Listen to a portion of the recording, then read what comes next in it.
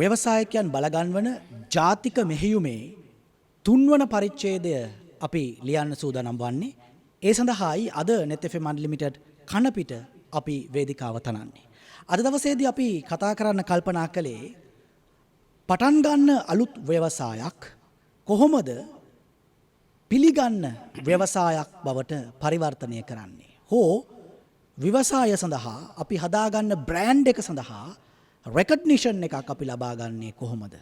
එහෙම රෙකග්නිෂන් එකක් ලබා ගැනීමේ ඇති වැදගත්කම කුමක්ද කියලා අපි අද සාකච්ඡා කරනවා. ඒ හා සමගම අද දවසේදී අපි කතා කරන්න බලාපොරොත්තු වෙනවා. ඔබ ව්‍යවසායකයෙකු විදිහට ව්‍යවසායක් ආරම්භ කරන්නේ නම් හෝ දැනටමත් ඔබ ව්‍යවසායක් පවත්වාගෙන යන්නේ නම් ඔබ මුහුණ දී සිටින හෝ ඔබට මුහුණ දීමට සිදුවිය හැකි නීතිමය ගැටලු සම්බන්ධයෙන් ඒවාට කොහොමද මුහුණ දෙන්නේ? ඒවාට ඇති විසඳුම් මොනවාද කියා අද දවසේදී අපි සාකච්ඡා කරන්න බලාපොරොත්තු වෙනවා. අපි ආරාධනා කරනවා FM 94.8 FM 95 net FM තරංගමාලා ඔස්සේ අපිව අහන්න. ඒ වගේම මේ වැඩසටහන ඔබට නරඹන්න පුළුවන් බැලුම්ගල YouTube channel හෝ බැලුම්ගල Facebook පිටුවේ. අද මේ සංවාද සභාව සඳහා ව්‍යවසායකයන් බලගන්වන මේ ජාතික මෙහෙයුමේ 4 වන පරිච්ඡේදය ලියා තැබීම සඳහා ලිවීම සඳහා අපි ආරාධනා කළා ශ්‍රී ලංකා කර්මාන්ත හා වාණිජ මණ්ඩල සම්මේලනයේ මහලේකම්තුමන්ට ප්‍රධාන විධායක නිලධාරීතුමන්ට අජිත් ඩී පෙරේරා මහත්මයාට ඒ වගේම අපි මේ සංවාදය සඳහා ඇරයුම් කළා විශේෂයෙන්ම මේ ව්‍යාපාර නීතිය පිළිබඳ විශේෂඥතාවක් උසුලන නීතිඥ සේනක ඩිසේරම් මහත්මයාට එතුමන් ගණකාධිකාරීවරයෙකුත් වනවා. ඒ නිසා ඔබේ ප්‍රශ්නවලට වඩා සාධාරණ උත්තර ලබා දෙන්න එතුමන් සමත් වේවි. අපි පහුගිය පරිච්ඡේද 3 ලියන්න පටන් ගත්ත වගේමයි අදත් මේ පරිච්ඡේදය ලියන්න පටන් ගන්නේ. මේ සංවාදය ආරම්භ කරන්නේ අපේ ආරාධිත සම්පත්දායකයන් දෙදෙනාට වෙන වෙනම අපි විනාඩි 6ක බැගින් කාලය ලබා දෙනවා ඔවුන්ගේ මූලික පැහැදිලි කිරීම සඳහා.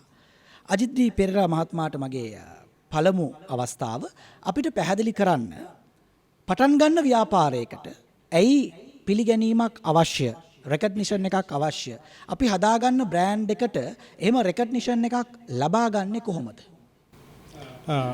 මම ඉස්සෙල්ලාම ස්තුතිවන්ත වෙනවා net fm ආයතනයට ශ්‍රී ලංකා වාණිජ හා කර්මාන්ත මණ්ඩල සම්මේලනයට අද මේ සාකච්ඡාවට එන්න කියලා ආරාධනය කිරීම ගැන. අපි මේ සාකච්ඡාව පවත්වන්නේ බොහොම ඉතාමත්ම වැදගත් වකවානුවක. මොකද වෙන්දට වඩා බිස්නස් කරන එක කියන්නේ ව්‍යාපාර කරන එක ගොඩක් අසීරු තත්වයකට මේ පවතින තත්ත්වයන් විසින් යොමු කරලා තියෙන වෙලාවක අපි බොහොම අභියෝගාත්මක වාතාවරණයක් තුළ තමයි අද අපි අත්වශයෙන්ම මේ සාකච්ඡාව පවත්වන්නේ. මේක මම හිතනවා මේ අපි නිදහසේ සිට අපි ගත්තොත් අපේ ව්‍යාපාර ශේෂ්ත්‍රයට ගත්ත මම ලැබිච්ච ලොකුම අභියෝගය දෙවනි ලෝක මහා යුද්ධයෙන් පස්සේ. අපේ ව්‍යාපාරිකයන් තම ව්‍යාපාර කටයුතු කරනවා කියන එකේ අතිවිශාල වැදගත්කමක් තියෙනවා. මම හිතන්නේ මට මේ මිනිත්තු 5-6 ඇතුළත මම බලාපොරොත්තු වෙනවා ඒක කොහොමද රෙකග්නිෂන් එක කියන තැනට එන්නේ කියන එක. දැන් උදාහරණයක් විදිහට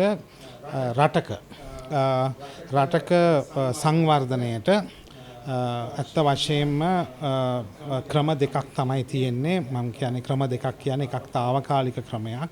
ඒක තමයි බොහෝ දකුණු ආසියාතික රටවල් වල සිදු වෙනවා වගේ මුදල් අච්චු ගැසීම. නමුත් ඒක නෙමින් ප්‍රධානම දේ විය යුත්තේ. නමුත් එකම දේ තමයි රටකට ජාතික ධනය නිපදවන්න හොඳම දේ තමයි ඒ රටේ ජනතාව ව්‍යාපාරවල යෙදිලා ඒ ව්‍යාපාරවල යෙදීම තුළින් රටට ජාතියට ධනය ඉපදීම.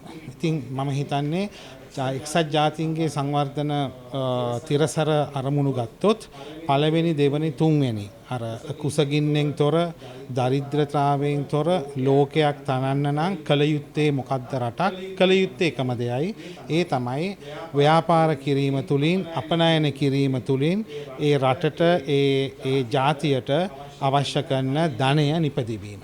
එතකොට මේ ක්‍රියාදාමය කරගෙන එතකොට යනකොට තේරෙනවා මොනතරම් වැදගත් දෙයක්ද ඕනෑම රටක ව්‍යාපාරිකයන් සිදු කරන්න කියලා. මේක මේ නිකන් තමන්ට ධනය ඉපැයීමක් නෙමෙයි. අවසානයේදී මේ ධනයේ හිමිකරු වන්නේ අවසානයේදී ඒ තියෙන රට එහෙම නැත්නම් රජය. එතකොට ලංකාව ගත්තත් මේ විදිහටම තමයි අපිට කියන්න තියෙන්නේ. එතකොට එවැනි සුවිශාල මෙහෙයක් ඉටු කරන අපේ ව්‍යාපාරික ප්‍රජාවට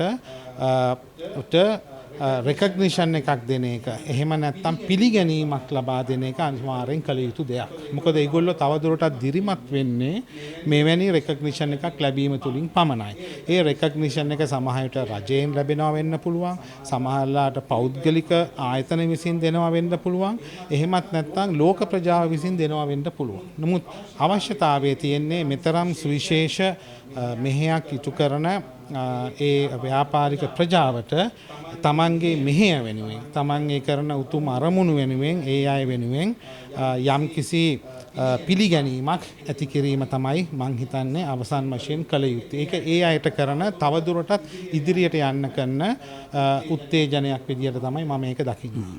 වෙළෙන්දෙක් නොවි ව්‍යාපාරිකයෙක් වෙන්න, බිස්නස් කාරයෙක් නොවි බිස්නස්මන් කෙනෙක් වෙන්න. හරි සරලව කිව්වොත් අපි අද කතා කරන්නේ ඒකට පාර පිළිබඳව. මගේ අර පළවෙනි ප්‍රශ්නේ එක කොටසක් ඉතුරු වුණා. මම ඊළඟ අවස්ථාව දෙන්න කලින් නීතිඥතුමන්ට මම කැමති ඒ කොටසටත් ඔබතුමන්ගෙන් යම් පැහැදිලි කිරීමක් ලබාගෙන එතෙන්ට යන්න. ඇයි එහෙම රෙකග්නිෂන් එකක්, එහෙම පිළිගැනීමක් කෙනෙකුට ව්‍යවසායකයෙකුට වැදගත් වෙන්නේ? ඒ හරහා ඔහුගේ ව්‍යවසායයට එකතු වෙන අතිරේක වටිනකම මොකක්ද? නිකම්ම නිකන් කඩයක් කරනවට වඩා ඒක ව්‍යාපාරික ස්ථානයක් වෙන එකේ වෙනස මොකක්ද? මම හිතනවා දැන් ව්‍යාපාරිකයා සහ ව්‍යවසායකයා අතර යම් කිසි වෙනසක් තියෙනවා. මෙතනදී තියෙන්නේ අවදානම දරා ගැනීම. ඉතින් ව්‍යාපාරයක් කරනකොට ව්‍යවසායකත්වයේ කියලා කියන්නේ අවදානය දරා ගැනීමේ හැකියාව. ඒක නිසා තමයි මම හිතන්නේ එක දෙයක් තමයි අපි ඒගොල්ලන්ව පිළිගන්න ඕන. අපි ඒගොල්ලන්ව රෙකග්නයිස් කරන්න ඕන. ඒගොල්ලන්ට යම් කිසි ප්‍රශංසාවක් පිරිනැමිය යුතු වෙනවා. අනිත් එක තමයි ඒ අයටත් තමන්ගේ බිස්නස් එක කොයි ලෙවල් එකේද දැන් තියෙන්නේ පිළිබඳව යම් කිසි අවබෝධයක් ගන්න නම් මේ වගේ මේ ඒගොල්ලන්ට ලැබෙන මේ ප්‍රශංසාව තුලින් තමයි ඒ අයට ඒක ලබා ගන්න පුළුවන් වෙන්නේ. අනිත් එක ජාත්‍යන්තරයට යන්න මේ රෙකග්නිෂන් එක අවශ්‍යයි. ජාත්‍යන්තරයේ අය තමන්ගෙන් බඩු බාහිර ආදිය ගන්න ඕන නම් බොහෝ දුරට මේ රෙකග්නිෂන් එක වැදගත් වෙනවා. මොකද කවුරුත් කැමති රෙකග්නයිස් කම්පැනි එකකින් මේ භාණ්ඩ ගන්න. මොකද එතෙන්දී යම් කිසි ප්‍රමාණයකට එම භාණ්ඩවල තත්වය, ප්‍රමිතිය, ගුණාත්මකභාවය පිළිබඳ යම් කිසි ඇෂුවරන්ස් එකක්, යම් කිසි සහතිකයක් දෙනවා මේ ඒ අයට ලැබිච්ච ඒ ප්‍රශංසා නැත්තම් ඒ ලැබිච්ච නිර්දේශ හරහා ඒ අයට ලැබිලා තියෙනවා. ඒක නිසා මම හිතනවා තමන්ගේ ව්‍යාපාරය පිටරටට ගෙනියන්න, ලෝකෙට ගෙනියන්න ගොඩක් ඕන කරන දෙයක් තමයි මේ රෙකග්නිෂන් කියන්නේ. නීතිඥතුමනි, මේ රෙකග්නිෂන් එක ලබා ගන්න නම්, පිළිගැනීම ලබා ගන්න නම් නීති රාමුවටත් සමහර විට අපිට අවනත වෙන්න සිදු වෙනවා. අපි කරන කියන සෙසු කාරණා හා සබැදිව වගේම ව්‍යාපාරය හෝ ව්‍යවසාය සම්බන්ධයෙන්ුත් නීති සමූහයක් තියෙනවා. ඔක අපේ නීති පොතේ තිබ්බට අපි ව්‍යවසායකයන් ගොඩක් දෙනෙක් ඕක දන්නේ නැහැ. ව්‍යාපාරයක් ලියාපදිංචි කරන තැන ඉඳන් ලාභ උපයන්නේ කොහොමද? ඒ ලාභය කොටස්කරුවන් අතර බෙදාගන්නේ කොහොමද? යලි ආයෝජනය කරන්න ඕනේ කොහොමද? මේසා නේක මාතෘකා යටතේ නීති තියෙනවානේ. අපිට මූලික පැහැදිලි කිරීමක් කරන්න ව්‍යවසායයක් හා බැඳුණු, ව්‍යාපාරයක් හා බැඳුණු මූලික නීති මොනවද? දේශන් බොහොම ස්තුතියි ආරාධනාවට. අපේ තියෙන පළවෙනිම ප්‍රශ්නේ තමයි මේ රටේ දැන් අපි නීතිමය වෘත්තියේ ඉන්නකොට අපි තේරුම් ගන්න ඕනේ මේක කරන්නේ පුද්ගලයෝ. එක්කෝ සමාගමක් යොදලා කරනවා, නැත්නම් තනි පුද්ගල ව්‍යාපාරයක් හරි හවුල් ව්‍යාපාරයක් හැටියට තමයි මේක කරන්නේ. හැබැයි හුඟක් අපිට ව්‍යවසායකයන්ට වැරදෙන තැන තමයි තමන්ගේ පෞද්ගලික ධනයයි තමන්ගේ පෞද්ගලික මුදලුයි අර බිස්නස් එකත් එක්ක, ඒ කියන්නේ ව්‍යාපාරයත් එක්ක එකමුසු කරනවා. ඒකෙන් ලොකු ප්‍රශ්නයක් ඉදිරියට දිගින් දිගටම සිද්ධ වෙනවා. ඉතින් අපි ඉස්සෙල්ලාම ව්‍යවසායකයන්ට කියන්න කැමති තමන් ව්‍යාපාරයක් කරනවා නම් ඉස්සෙල්ලා බලන්න තමන්ගේ තරාතිරම. තරාතිරම බලලා ඒක බලන්න ක්‍රම තුනක් තියෙනවා ලංකාවේ මේක කරන්න. තනියම කරන්න පුළුවන්. ඒක තමයි තනි පුද්ගල ව්‍යාපාර. දැන් තනි පුද්ගල ව්‍යාපාරයක් සාමාන්‍ය වෙන්නේ ලියාපදිංචියක් වෙලා නමක් දීලා ඒක තනි පුද්ගල ව්‍යාපාරයක් හැටියට ගෙනියනවා. තව දුරටත් තියෙනවා තනියෙන් මිනිහෙක්ට සමාගමක් පිහිටවන්න. සමාගමක් පිහිටුවලා තනි කොටස්කරුවෙක් හැටියට සමාගමත් ඒ විදියට ගෙනියන්න පුළුවන්. දැන් ඒකේ වෙනස හුඟක් දෙනෙක් අඳුරන්නේ නැහැ. දැන් තනි පුද්ගල ව්‍යාපාරයක් කිව්වාමට යම්කිසි ණයක් හරි ලොකක් හරි ලබා ගත්තොත් ඒ ව්‍යාපාරයේ සියලුම ණය ඒ පුද්ගලයා දැරිය යුතුයි. පෞද්ගලිකව. හැබැයි තනි පුද්ගල සමාගමක් ගත්තොත් එතකොට සමාගමේ නීතිමය තත්වයයි තමන්ගේ නීතිමය තත්වයයි වෙනස්. සමාගමෙන් ලියාපදිංචි වීමක් වුණාම සමාගම වෙනමම පුද්ගලයෙක් හැටියට ලියාපදිංචි වීමක් සිද්ධ වෙනවා. ඒක හුඟක් දුරට වාසි. මොකද එතකොට තමන්ගේ පෞද්ගලික ධනයට සමාගමේ මොකක් හරි වුණත් එෆෙක්ට් වීමක් වෙන්නේ නැහැ. අනිත් එක තමයි අපේ ලංකාවේ දකින්න දේ තමයි හවුල් ව්‍යාපාරය. කීප දෙනෙක් එක්කහුව වෙලා හවුල් ව්‍යාපාරයක් ආරම්භ කරනවා. ඉතින් මේ මොන ක්‍රමයකින් ව්‍යාපාරයක් කරනවා නම් ඔන්න ওই රාමුව කීපය තුල ඇතුළත් කිරීම වැදගත්. මොකද එතකොට ව්‍යාපාරය තමන්ගෙන් වෙන් කරගන්නවා. ඊට පස්සේ අර දිශාන් කලින් කිව්වා වගේ ඒ සම්බන්ධයෙන් ඊට පස්සේ ඒ අදාළ ව්‍යාපාරකයන්ට ගිනුම් කරන කටයුතුත් ඒ විදිහට වෙනමම කරන්න පුළුවන්. එතකොට Taman දන්නවා මේ ව්‍යාපාරයේ ලාභ ලබනවද, දියුණු වෙනවද, පාඩු ලබනවද කියලා. නැත්තම් හුඟක් දුරට අපේ ලංකාවේ පොඩි ව්‍යවසායකයන්ට වෙන ප්‍රධානම දේ තමයි Taman මුදල් දාගෙන යනවා. අන්තිමේදී ඒ මුදල් වලට මොනවද උනේ කියලා කියා ගන්න බෑ. ඒක තමයි ඒගොල්ලොන් දන්නේ මේක ව්‍යාපාරයේ ආදායමද, තමන්ගේ ආදායමද, ව්‍යාපාරයට වියදම් කරපු දේවල්ද. ඉතින් ඒ මූලික කැඩීම කරන්නේ නැහැ හුඟ දෙනෙක්. ඒක පස්සේ තමයි කරන්නේ. ඒ වෙනකොට හුඟක් දේවල් වැරදිලා තියෙනවා. ඉතින් ඔයා අහපු ප්‍රශ්නෙට මගේ පළවෙනි එක තමයි ලියාපදිංචි කිරීම. සමාගමක් හැටියට ලියාපදිංචි කරනවද? ඒක පුද්ගල ව්‍යාපාරයක් හැටියට ලියාපදිංචි කරනවද? හවුල් ව්‍යාපාරයක් හැටියට ලියාපදිංචි. එහෙම ලියාපදිංචි වුණාට පස්සේ තමන් බලන්න ඕනේ තමන්ට මේක තනියම කරන්න පුළුවන්ද කියලා. හුඟක් වෙලාවට බෑ. සේවකීන් අවශ්‍යයි. සේවකයන් සම්බන්ධයෙන් අපේ රටේ තියෙනවා පනත් කීපයක් 5ක් 6ක් තියෙනවා. ඉතින් ඒ සම්බන්ධයෙන් උත් දැන් තමන් මුල් අවස්ථාවේදීම ව්‍යාපාරය පටන් ගන්නකොට ඒ කියන්නේ ස්ථිර සේවකයන් බඳවා ගැනීමක් කරනවා. ඒ වගේ නැත්තම් తాවකාලික පදනම මත ගන්නවා. ඒවා ඔක්කොම සලකලා බලන්න ඕනේ. හුඟක් වෙලාවට වෙන්නේ නැහැ මේවා. ඒකත් අපේ පිරිහීමට ලොකු හේතුවක්. කවුරු හරි එක්කෙනෙක්ව ලබා ගන්නවා. ඒගොල්ලන්ට පත්වීමේ ලිපියක්වත් දෙන්නේ නැහැ. ඒගොල්ලන්ට මාසිකව මුදල් ගෙවනවා. අන්තිමේදී ඒගොල්ලොන් ඒ ආයතනෙන් යනකොට ඒගොල්ලොන් කම්කරු කොමසාරිස් වලට වරයා ගාවට ගිහිලා නොයෙකුත් ඉල්ලීම් කරනවා. එතකොට ඒ ව්‍යාපාරිකයා අසරණ වෙනවා. ඉතින් ඊළඟ ස්තරයේ තමයි සේවකයන් සම්බන්ධයෙන් නීති ටික දැනගන්න ඕන. නැන්දගෙන කාගෙන් හරි මේක අහගත්තත් පාඩු නැහැ මුල් කාලේ. මොකද ඒ ලබා ගන්න ඒ අත්දැකීම වටිනවා. සේවකයන් කොහොමද බඳවාගන්නේ? දීර්ඝකාලීන සේවකයන් කොහොමද බඳවාගන්නේ? ඒගොල්ලෝ අස් කරන දැන් ඩීෂාන් දන්නවා කොවිඩ් තත්ත්වයේ හින්දා මිනිස්සුන්ගේ පඩි කැපුවා. මිනිස්සුන්ගේ ගෙදර යවුවා. සමහරු ගෙදර ඉඳන් වැඩ කරනවා. ওই සංකීර්ණ ප්‍රශ්න ඔක්කොම අපේ කට්ටිය හිතුවේ මේක වුණාට පස්සේ. ඇත්තට මේවා ඔක්කොම අපේ නීතියේ තියෙනවා. ඉතින් ඉදිරියට හිතලා කෙරුවපු මිනිස්සෙක්ට මේක ප්‍රශ්නයක් නෑ. දැන් සමහර ව්‍යාපාරෙම කොවිඩ් ආවයි කියලා ඒගොල්ලෝගේ ආදායමේ කිසිම අඩුවක් වුණෙත් නෑ. ඒගොල්ලෝ කටයුතු නියම ඒක තමයි ඒගොල්ලෝ නියම නීතිමය කටයුතු අරගෙන ඒ විදියට ඒවා කටයුතු කෙරුවා. ඉතින් ඒ ප්‍රශ්නේ ඒ විදියට අපි හිතාගෙන කටයුතු කරුවේ නැත්තම් අපිට දීර්ඝකාලීන ප්‍රශ්නයක්. ඊළඟ එක තමයි අපි දැනගන්න ඕනේ මේවට කොහොමද අපි මුදල් යොදවන්නේ. තමන්ගේ සල්ලි යොදවනවා. එහෙම වුණොත් අපි වෙන කාගේ හරි සල්ලි යොදවනවා. ඒවට මොනවද අපි කරන්න ඕනේ ගිවිසුම්. තමන් ණයක් ගන්නවා. ණයක් ගන්නවා නම් බැංකුවකින් ගන්නවද? ෆිනෑන්ස් කම්පැනියකින් ගන්නවද? නැත්නම් ගමේ ඉන්න පොලි මුදලාලිගෙන් ගන්නවද? ඉතින් එහෙම ගන්නවා නම් කොන්දේසි මොනවද?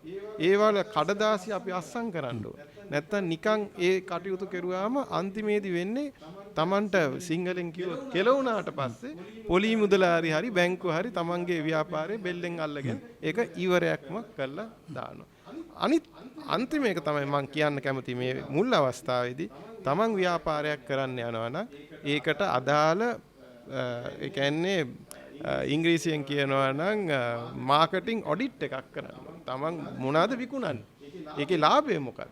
ඒව දැනගෙන වැඩේට ඇතුල් වුණොත් හොඳයි.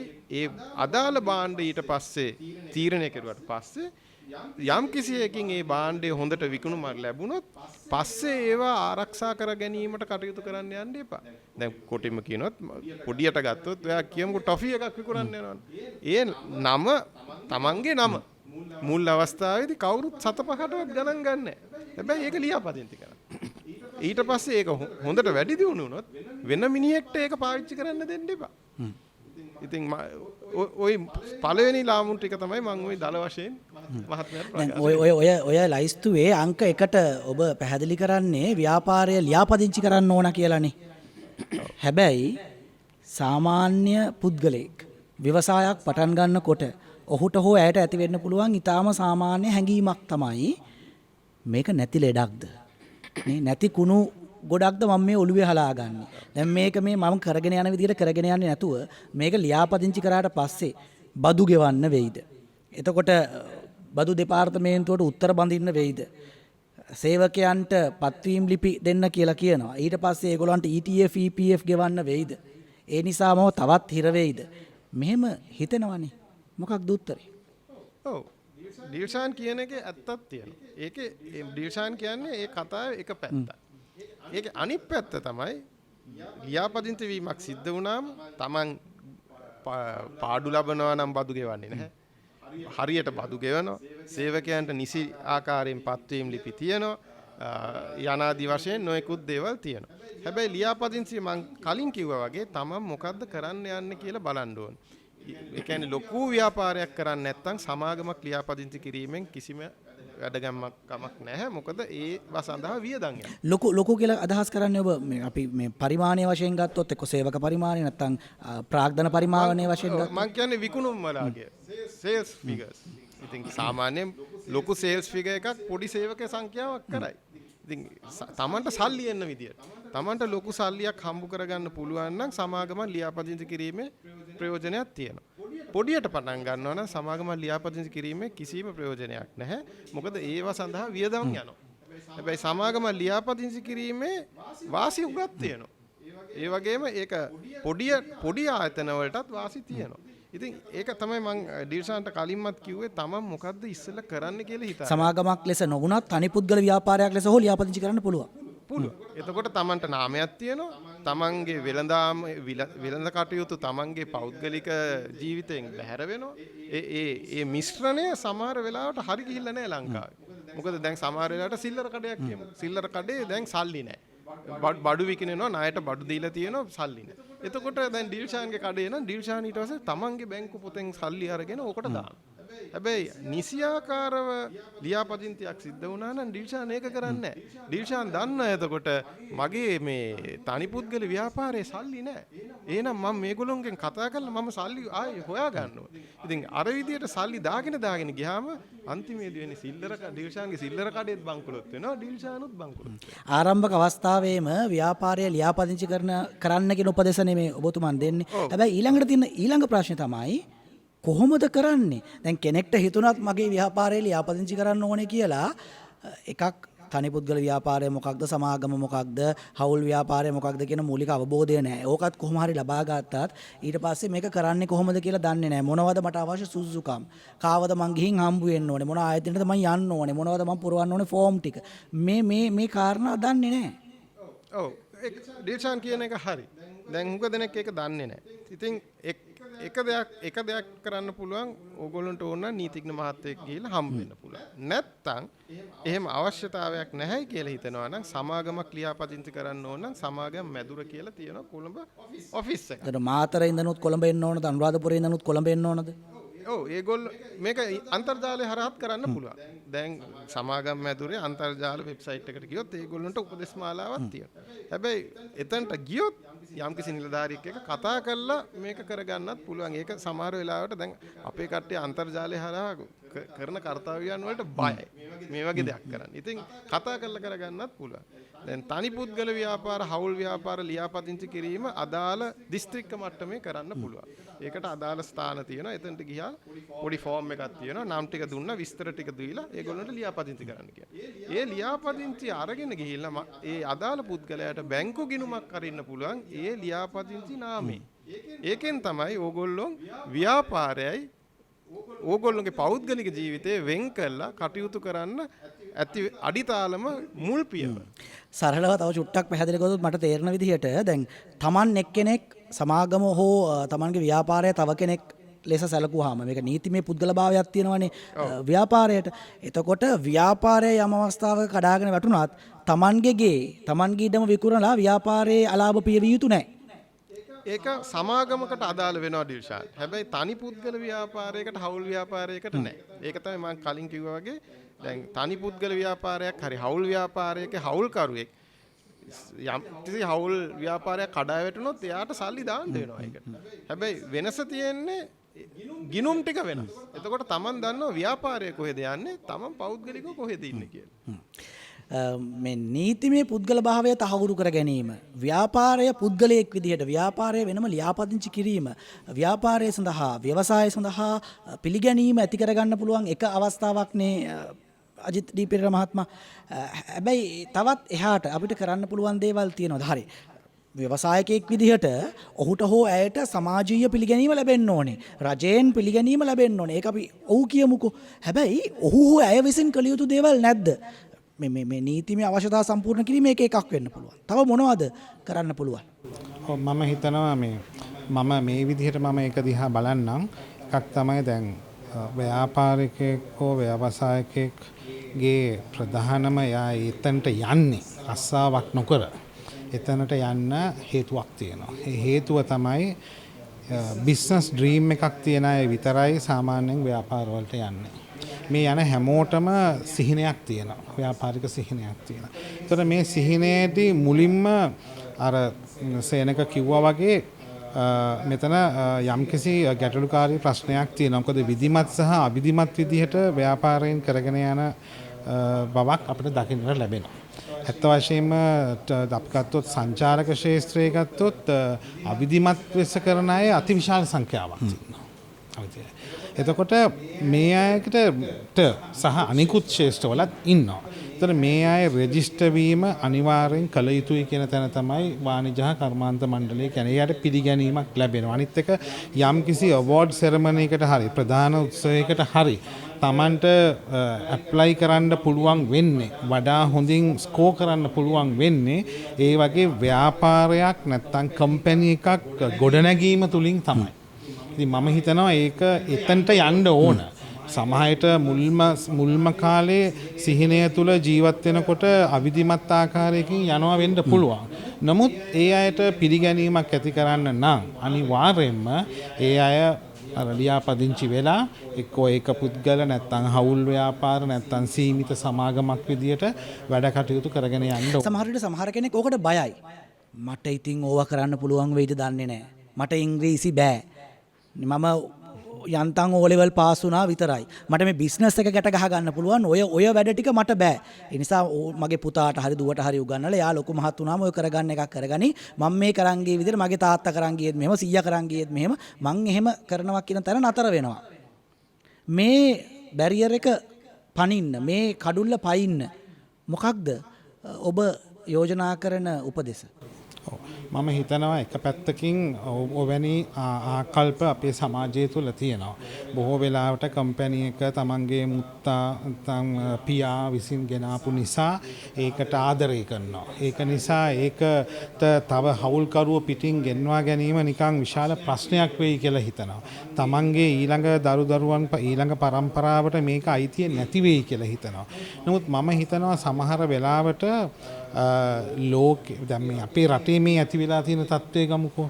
මේ තත්ත්වය තුළ සමහර විට අපේ ව්‍යාපාරවලට බලකිරීමක් වෙලා තියෙනවා. මේ ඇවිල්ලා තියෙන COVID-19 සහ ඒ තියෙන සිටුේෂන් එක උඩ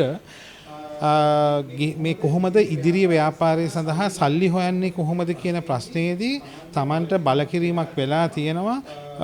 ගිහිලා ලයිස්තුගත සමාගමක් බවට පත්වෙන්න. දැන් උදාහරණ තියෙනවා මම නම් වශයෙන් කියන්නේ මේ ගොල්ලෝ ගිහිල්ලා තමන්ගේ ෂෙයා ඉෂුව එක කියන්නේ කොටස් නිකුතුව බොහොම සාර්ථක විදියට වුණා. මතක තියාගන්න ඕනේ ඒ தത്വයට සමහර විට පැමිණෙන්න ඒ අයට මේ තියෙන මේ ඇති වෙලා තියෙන தത്വය පවා මං හිතන්නේ බලකිරීමක් කරන්න කොවිඩ් ව්‍යසනයේදී අගතියටපත් ව්‍යාපාර සඳහා යම් යම් දිර්දීම් කෙරුණා රාජ්‍ය මට්ටමෙනුත්. එහෙදිත් මම හිතන්නේ මේ බිස්නස් රෙජිස්ට්‍රේෂන් එක කියන එක ප්‍රමුඛ සුසුකමක් වුණා.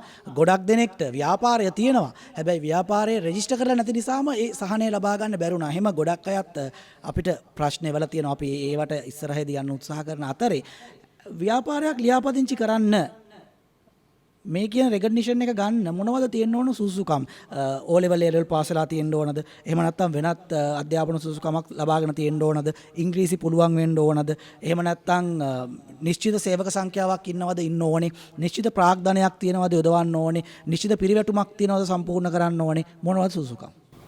මම හිතනවා එහෙම වෘත්තීය සුදුසුකම් ඇතුව හෝ නැතුව හෝ ඒ දේ කරන්න පුළුවන්. දැන් උදාහරණයක් විදියට එංගලන්තයේ ඉන්න හොඳම බිලියනර්ස්ට 10 ගත්තොත් වැඩි දෙනෙකුට එහෙම ලොකු අධ්‍යාපනයක් නැති අය. හොඳම උදාහරණයක් තමයි රිචඩ් බ්‍රැන්සන්. O level වත් නැහැ කියලා තමයි කියන්නේ. නමුත් ලෝකේ නම් දරාපු විශිෂ්ටතම ගණයේ ව්‍යාපාරිකයෙක් බවට පත් වුණා. ඉතින් මම හිතන්නේ ලංකාවෙත් එහෙම තමයි තත්වය. මම හිතන්නේ නීතිමය පැත්ත මම හිතන්නේ සේනකට මම හිතන්නේ මම කියන්නේ මේක බාර අපි එකතු කරමු නීතිතුමනි මොනවද මේ ලියාපදිංචිය සඳහා අවශ්‍ය අවම සුසුකම්? මහත්මයා ඩිල්ෂාන් කිව්වා වගේ එහෙම ලොකු සුදුසුකම් නැහැ. ඒ කියන්නේ හැබැයි සමාගම් පනතේ තියෙනවා සමාගමේ අධ්‍යක්ෂකවරයෙක් වීමේ සුදුසුකම් තියෙනවා. ඒ කියන්නේ ඒ නුසුදුසුකම් වලට වැටුනොත් ඒ පුද්ගලයාට සමාගමේ අධ්‍යක්ෂකවරයෙක් වෙන්න බෑ. ඉතින් එහෙම වුණොත් සමාගමක් දැන් එහෙම පුද්ගලයෙක් නෑ. ඒ කියන්නේ අපරාධ නඩුවකට සම්බන්ධ වෙලා තියෙනවා නම් අන්න ඒ වගේ දේවල් තමයි තියෙන්නේ. ඉතින් ඒ පනතේ තියෙන්නේ මේ අදාළ අධ්‍යක්ෂකවරයා ටිකක් සත්භාවයෙන් වැඩ කරන පුද්ගලයෙක් වෙන්න ඕනේ. ඉතින් ඒ වගේ කොන්දේසි ටිකක් තමයි තියෙන්නේ. ඉතින් ඒ කොන්දේසි සපුරන්නේ නැත්නම් එක්කෙනෙක් අන්න ඒ පුද්ගලයාට අධ්‍යක්ෂකවරයෙක් වෙන්න බෑ. අන්න ඒ වගේ පුද්ගලයෙකුට සමාගමක් ලියාපදිංචි කළා එහෙම දෙයක් කිරීම ගියොත් ප්‍රශ්නයක් වෙනවා. නැත්තම් තනි පුද්ගල ව්‍යාපාර හවුල් ව්‍යාපාර වලට එහෙම ලොකු සුදුසුකමක් නැහැ. ප්‍රාග්ධනය කොපමණද කියලා සඳහන් වෙන්නේ නැහැ. සේවක සංඛ්‍යාව සඳහන් වෙන්නේ නැහැ. ඉංග්‍රීසි දන්නවද නැද්ද කියලා අදාළ වෙන්නේත් නැහැ. දැන් අපේ රටේ හුඟක් ව්‍යාපාර කට්ටිය ඉන්නවා සමාගම් තියෙන ලොකු ආයතන ඒගොල්ලන්ට ඉංග්‍රීසි බෑ. ඒගොල්ලන්ට ඉංග්‍රීසි බෑ. හැබැයි ඒගොල්ලෝ ඒ සමාගමේ වැඩ කරන ඉංග්‍රීසි දන්න කට්ටිය. ඒගොල්ලෝ වැඩ කර ගන්නවා. ඉතින් ඒක තමයි මම අපි මෙතන කලින් එන්නත් කලින් අජිතුත් කතා කර හිටියේ Taman දැනගන්න ඕනේ අදාළ ලොකු ආයතනවල. ආයතනයේ ලොකු වෙනකොට ඒකට නීතිමය රාමුව සකස් කරලා Taman ඒ අදාළ අනිත් කට්ටියකින් වැඩ ගන්න පුළුවන් වෙන්න ඕන. Taman වැඩ කර ඉන්න ගියොත් Tamanගේ ව්‍යාපාරය එකතැන. අපි අද net fm unlimited කනපිට වේදිකාවේ මේ කතා කරමින් ඉන්නේ බිස්නස් කාරයෙක් නොවි බිස්නස්මන් කෙනෙක් වෙන්නේ කොහොමද, වෙළෙන්දෙක් නොවි ව්‍යාපාරිකයෙක් වෙන්නේ කොහොමද, ඔබේ බ්‍රෑන්ඩ් එකට වටිනකමක් පිළිගැනීමක් ලබා ගන්නේ කොහොමද කියලා. ඒ සඳහා වන නීතිමය අවහිරතා ඇත්නම් ඒ නීතිමය අවහිරතා ජයගන්නේ කොහොමද කියලා. ව්‍යවසායකයන් බලගන්වන ජාතික මෙහෙයුමේ 4 වෙනි පරිච්ඡේදය අපි මේ ලියන්නේ. පරිච්ඡේද 3ක් අපි ලියලා ඉවරයි. ඔබට මතක නම් අපි පළවෙනි පරිච්ඡේදයේදී සාකච්ඡා කළා ව්‍යවසායකයෙක් කියන්නේ කවුද? ව්‍යවසායක් කියන්නේ මොකක්ද? ව්‍යවසායක් පටන් ගන්න ඕනේ කොහොමද? පටන් අරගෙන කරගෙන යනකොට එන්න පුළුවන් අභියෝග මොනවද? ඒ අභියෝග වලට මුහුණ දීම සඳහා අපි කොහොමද සූදානම් විය යුත්තේ? බැංකු පද්ධතිය ව්‍යවසායකයන්ට ලබා දෙන සහාය කොයි වගේද? ඒ සහාය ලබා ගන්න නම් ව්‍යවසායකයෙක් කළ යුතු දේවල් මොනවද කියලා අපි සාකච්ඡා කළා. දෙවනි පරිච්ඡේදයේදී අපි කතා කළා ඔබ නව නිර්මාණයක් නව නිපැයුමක් කරනවා නම් ඒ නව නිපැයුම හොදෙක් ප්‍රදර්ශන භාණ්ඩයකට සීමා කරන්නේ නැතුව ඒ නිෂ්පාදනයක් දක්වා ඉදිරියට අරන් යන්නේ කොහොමද? ව්‍යවසායක් දක්වා වර්ධනය කරන්නේ කොහොමද කියලා අපි සාකච්ඡා කළා. අපේ තුන්වෙනි පරිච්ඡේදයේදී පහුගිය සතියේදී අපි සාකච්ඡා කළේ ඔබේ නිෂ්පාදනය. ඒක භාණ්ඩයක් වෙන්න පුළුවන්, ඒක සේවාවක් වෙන්න පුළුවන්. හුදෙක් බාණ්ඩයක් නොවෙයි බ්‍රෑන්ඩ් එකක් කරන්නේ කොහොමද? එහෙම බ්‍රෑන්ඩ් එකක් හදාගන්න විදිය සහ බ්‍රෑන්ඩ් එක මාකට් එකට අරන් යන විදිහ අපි සාකච්ඡා කළා. මේ පරිච්ඡේද යම් තැනක ඔබට මග ඇරුණා නම් ඔබට ආයිත් මුල ඉඳන් අගට ඒවා කියවන්න පුළුවන්, පරිශීලනය කරන්න පුළුවන්. ඒ සඳහා අපි ගේට්ටු වැරලා තිබෙනවා. ඔබ කළ යුත්තේ එන්න බැලුම්ගල Facebook පිටුවට. ඔබේ Facebook ගිණුවේ සර්ච් බාර් එකේ බැලුම්ගල කියලා සර්ච් කරන්න. ඔබට බැලුම්ගල Facebook පිටුව හොයාගන්න පුළුවන්. බැලුම්ගල Facebook පිටුවේ අපි කරපු මේ වැඩසටහන් තුනම මුල ඉඳන් අගට අපි පළ කරලා තිබෙනවා. ඒ වගේම එන්න බැලුම්ගල YouTube channel එකට තාම subscribe කරලා නැත්නම් subscribe කරන්න. බැලුම්ගල YouTube channel එකේ අපි ලියපු පරිච්ඡේද 3ම නැවත පරිශීලනය සඳහා අපි ඔබට අවස්ථාව හදලා දීලා තියෙනවා. අද මේ වැඩසටහනත් FM 94 මටෙන් FM 95න් ඔබ අහගෙන ඉන්නවා වගේම ඔබට පුළුවන් ඉදිරියේදී මේ වැඩසටහන බැලුම්ගල Facebook පිටුවේ බැලුම්ගල YouTube channel එකේ දකින්න. එහෙම අහන බලන ගමන් අපි ඔබට ආරාධනා කරනවා ඔබට තිබෙන ප්‍රශ්නත් අපිට යොමු කරන්න. ඒ සඳහා ඔබ කළ යුත්තේ මේ අහන බලන වීඩියෝට පහලින් ඔබේ ප්‍රශ්නය කමෙන්ට් කරන්න. අදින් මේ වැඩසටහන ඉවර නැහැ. අපි මේ වැඩසටහන් මාලාවක් අපි ඉදිරියේදී ඔබේ ප්‍රශ්නයට අනිවාර්යයෙන්ම උත්තර දෙන්නට සූදානමින් ඉන්නවා. ඒ වගේම මේ වැඩසටහන් මාලාවත් එක්ක දිගට රැඳිලා ඉන්න, අපිත් එක්ක මේ ගනුදෙනුවේ නිතර රැඳිලා ඉන්න, ඔබ වගේම තවත් ව්‍යවසායකයන් හඳුනා ගන්න, ඒ වගේම මේ වගේ සම්පත්දායකයන් හඳුනා ගන්න, ඔවුන්ගේ මඟ පෙන්වීම් ලබා ගන්න, මේ ගනුදෙනුව දිගට කරන්න අපි ඔබට ආරාධනා කරනවා. බැලුම්ගල ව්‍යවසායකයන් දිරිගන්වන ජාතික මෙහෙයුමේ WhatsApp සමූහයන්හි සමාජිකයෙක් වෙන්න, කොටස්කරුවෙක් වෙන්න. ඒ සඳහා ඔබේ කැමැත්ත පළ කරන්න බැලුම්ගල Facebook පිටුවේ හෝ බැලුම්ගල YouTube channel එකේ ඉයස් කියලා සඳහන් කර. ව්‍යවසායකයන් බලගන්වන ජාතික මෙහෙයුමේ 4 වන පරිච්ඡේදය අපි අද ලියනවා net FM unlimited කනපිට වේදිකාවේ. net FM unlimited කනපිට සහ බැලුම්ගල B positive ඒකාබද්ධව සංවිධානය කරන ජාතික උත්සාහයක්, ජාතික මෙහෙයුමක්, ව්‍යවසායකයන් බලගන්වන ජාතික මෙහෙයුම. අද එහිදී අපි සාකච්ඡා කරමින් ඉන්නේ ඔබේ බිස්නස් එකට කොහොමද රෙකග්නිෂන් එකක් හදාගන්නේ, ඔබේ ව්‍යාපාරයට කොහොමද පිළිගැනීමක් ඇති කරගන්නේ, ඒ පිළිගැනීම කොහොමද ඔබේ ව්‍යාපාරය ඊළඟ තලයට අරගෙන යන්න උදව් කරන්නේ කියලා. ඒ වෙනුවෙන් සම්පත්දායකත්වය ලබා දෙමින් අපිත් එක්ක එකතු වෙලා ඉන්නවා ශ්‍රී ලංකා වාණිජ හා කර්මාන්ත මණ්ඩල සම්මේලනයේ මහලේකම් ප්‍රධාන විධායක නිලධාරී අජිත් ඩී පෙරේරා මහත්මයා, ඒ වගේම නීතිඥ සේනක ද්විසේරම් මහත්මයා. අපි පළවෙනි අඩපැයේදී කිසියම් අවබෝධයක්, කිසියම් මූලික පැහැදිලි කිරීමක් ලබා ගත්තා. මොකක්ද මේ ව්‍යාපාරයකට හිමි පිළිගැනීම, ඒ පිළිගැනීම ලබා ගැනීම සඳහා කෙනෙක් මොකද කරන්න ඕනේ කියලා. දැන් මේ අඩපැයේදී අපි වැඩි ඉඩකඩක් වෙන් කරන්න සූදානම් වෙන්නේ ඔබ අපිට යොමු කරපු ප්‍රශ්නවලට. පහුගිය වැඩසටහන් 3ේදී ඒ වැඩසටහන් අහපු බලපු ඔබ බැලුම්ගල Facebook පිටුවේ කමෙන්ට් එකක් විදියට හෝ බැලුම්ගල YouTube channel එකේ කමෙන්ට් එකක් විදියට ඔබේ ප්‍රශ්නය සඳහන් කරලා තිබුණා. ඒ අපිට ලැබුණු ප්‍රශ්න වලට තමයි අපි මේ අඩපැයේදී වැඩි ඉඩක් වෙන් කරගන්න සූදානම් වෙන්නේ. එහෙම මම තෝරාගත්තු පළවෙනි ප්‍රශ්නය අජිත් ඩී පෙරේරා මහත්මයා, මේක මේ බැලුම්ගල Facebook පිටුවේ අපිට කමෙන්ට් කරලා තිබුණු සටහනක්. අර වැරදි ආකල්ප හෝ දුර්මත පිළිබඳ අපි කතා කරමින් හිටියා. මේකත් එහෙම එකක්ද කියලා මට හිතෙනවා. තුසිත යාපා බණ්ඩාර කියන්නේ పూర్ව පින්වලට තමයි බිස්නස් හරියන්නේ. එහෙම නැතුව ඔය සාර්ථකයි කියන එක්කෙනෙක්වත් වැඩෝ නෙමෙයි කියලා. ඇත්තටම බිස්නස් සාර්ථක වෙන්නේ పూర్ව පින්වලටද? එහෙම නැත්නම් බිස්නස් සාර්ථක කරගන්න තව වෙන කාරණා බලපානවද? මම නම් හිතන්නේ බිස්නස් එකක් සාර්ථක වෙන්න බොහෝ කරුණු සාධක තියෙනවා. ඒක නිසා තමයි සාර්ථකත්වය කියන එක මනින්න පුළුවන්, සාර්ථක ව්‍යාපාරිකයෙක් වෙන්න පුළුවන් වෙන්නේ. ඉතින් పూర్වයේ වාසනාව කියන එක මත සමහරලාට උදාහරණයක් විදිහට ඒක ව්‍යවසායකත්වයේ පිළිබඳ දෙයක් නෙමෙයි, ඒක නිකන් ව්‍යාපාරයක්, ව්‍යාපාරික පිළිබඳ යම් කිසි ප්‍රක්‍රියා. උදාහරණයක් විදිහට මට මැණික් ගලක් හම්බ වෙනවා. ඒක මගේ పూర్වයේ වාසනාවට හම්බ වෙච්ච එකක් වෙන්න පුළුවන්. නමුත් මට ඉන්ඩස්ට්‍රි එකක් විදියට මම ඒකම කරගෙන යනවා නම් මට එහෙම නෙමින් මම කොහොමද මේක මගේ ව්‍යාපාරය කරගෙන යන්නේ, මට මගේ ව්‍යාපාරික සිහිනය සැබෑ කරගන්න ඕන කරන key success factors අපි කියනවා. සාර්ථක කරගෙන යන්න ඕන කරන මූලධර්ම ටික මොනවද? මම කොහොමද මගේ කෑෂ් ෆ්ලෝ එක, ඒ කියන්නේ මුදල් ප්‍රවාහය මම කොහොමද හරියට බැලන්ස් කරගන්නේ? ඒක කොහොමද මම සමතුලනය කරගන්නේ? එතකොට මගේ P&L එක, මගේ ලාභ ගිණුම මම කොහොමද බොහොම සංයමයකින් යුතුව මම කොහොමද පවත්වාගෙන යන්නේ? මම ස්ථාවරවත්කම් ගන්නකොට මම හිතනවද මම ස්ථාවරවත්කමක් ගත්තාම මේකට මම සල්ලි ප්‍රමාණයක් හිර කරනවා, මේකෙන් කොහොමද මම කෑෂ් එලියට ගන්න? මට ඉඩමක් ගන්න ලේසි. නමුත් ඒ ඉඩමෙන් මම කොහොමද, මොකද මට දැන් බැංකුවට ගෙවන්න තියෙනවා යම් කිසි ගාණක්. ඒත් මම කොහොමද මේ ඉඩමෙන් මට ඊළඟට කෑෂ් එලියට ගන්න, මුදල් එලියට ගන්න? මම නැත්තම් ලොකු බිල්ඩින් එකක් හදනවා. මම කොහොමද මේ බිල්ඩින් එකෙන් මම නිකන් බිල්ඩින් එක හදන්න මිලියන් ගාණක් යනවා. මොකද මම කොහොමද මේකෙන් දැන් සල්ලි ගන්න එලියට? අන්න ඒ පිළිබඳව මම හිතන්නේ හොඳ හැදෑරීමක් සහ හොඳ කළමනාකරණත්වයක් ඒ බිස්නස් මැනේජ්මන්ට් එක ව්‍යාපාර කළමනාකාරීත්වයක් තියෙන කෙනෙකුට තමයි සාර්ථක වෙන්න පුළුවන් වෙන්නේ. හැබැයි ස්කෝලේ ගියපු නැති හෝ අධ්‍යාපන සුසුකම් නොමැති බොහෝ අයත් ව්‍යාපාරිකයන් ලෙස ව්‍යවසායකයන් ලෙස සාර්ථක වෙලා තියෙනවා. එතකොට ඔය කියන ව්‍යාපාර කළමනාකරණ දැනුම ඔවුන්ට නෑ විධිමත්ව. කොහොමද ඔවුන් සාර්ථක වුනේ?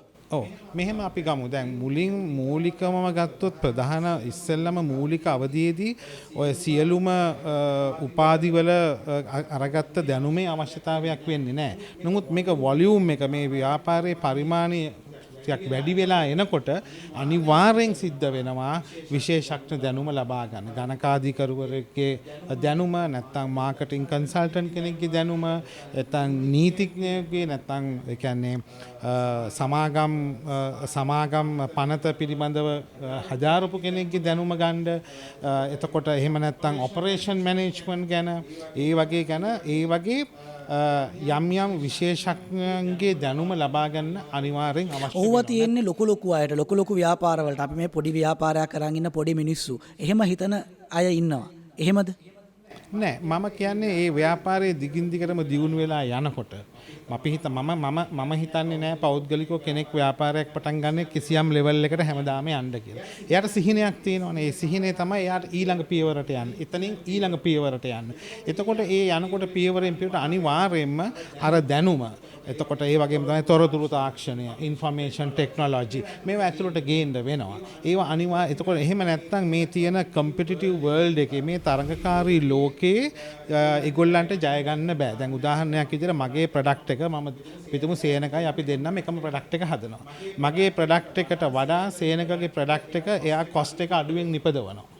එහෙමනම් එයාට මේ මාකට් එකේ රැඳී සිටින තියෙන chance එක ඒ තියෙන ඉඩ ප්‍රමාණය මට වඩා වැඩි. මොකද අවසානයේදී පාරිභෝගිකයා ගෙවන්නේ value for money. මම ගෙවන සල්ලි වලට මට වටිනාකම ලැබෙනවා කියලා. එතෙන්දී අඩුම මුදලකට මේ කොහොමද මේ ප්‍රොඩක්ට් එක නිපදවීම කියන එක තමයි අද මෙතන තියෙන ප්‍රධානම ප්‍රශ්නේ. දැන් මම ගත්තොත් COVID-19 අර බ්‍රෑන්ඩ්ස් වලට තියෙන එක පොඩ්ඩක් එහාට මෙහාට වෙලා මිනිස්සු ජෙනරික් ප්‍රොඩක්ට් එකට බැස්සා. එතකොට ජෙනරික් ප්‍රොඩක්ට් එක මේ අපි කොහොමද අඩුවෙන්ම නිපදවන්නේ?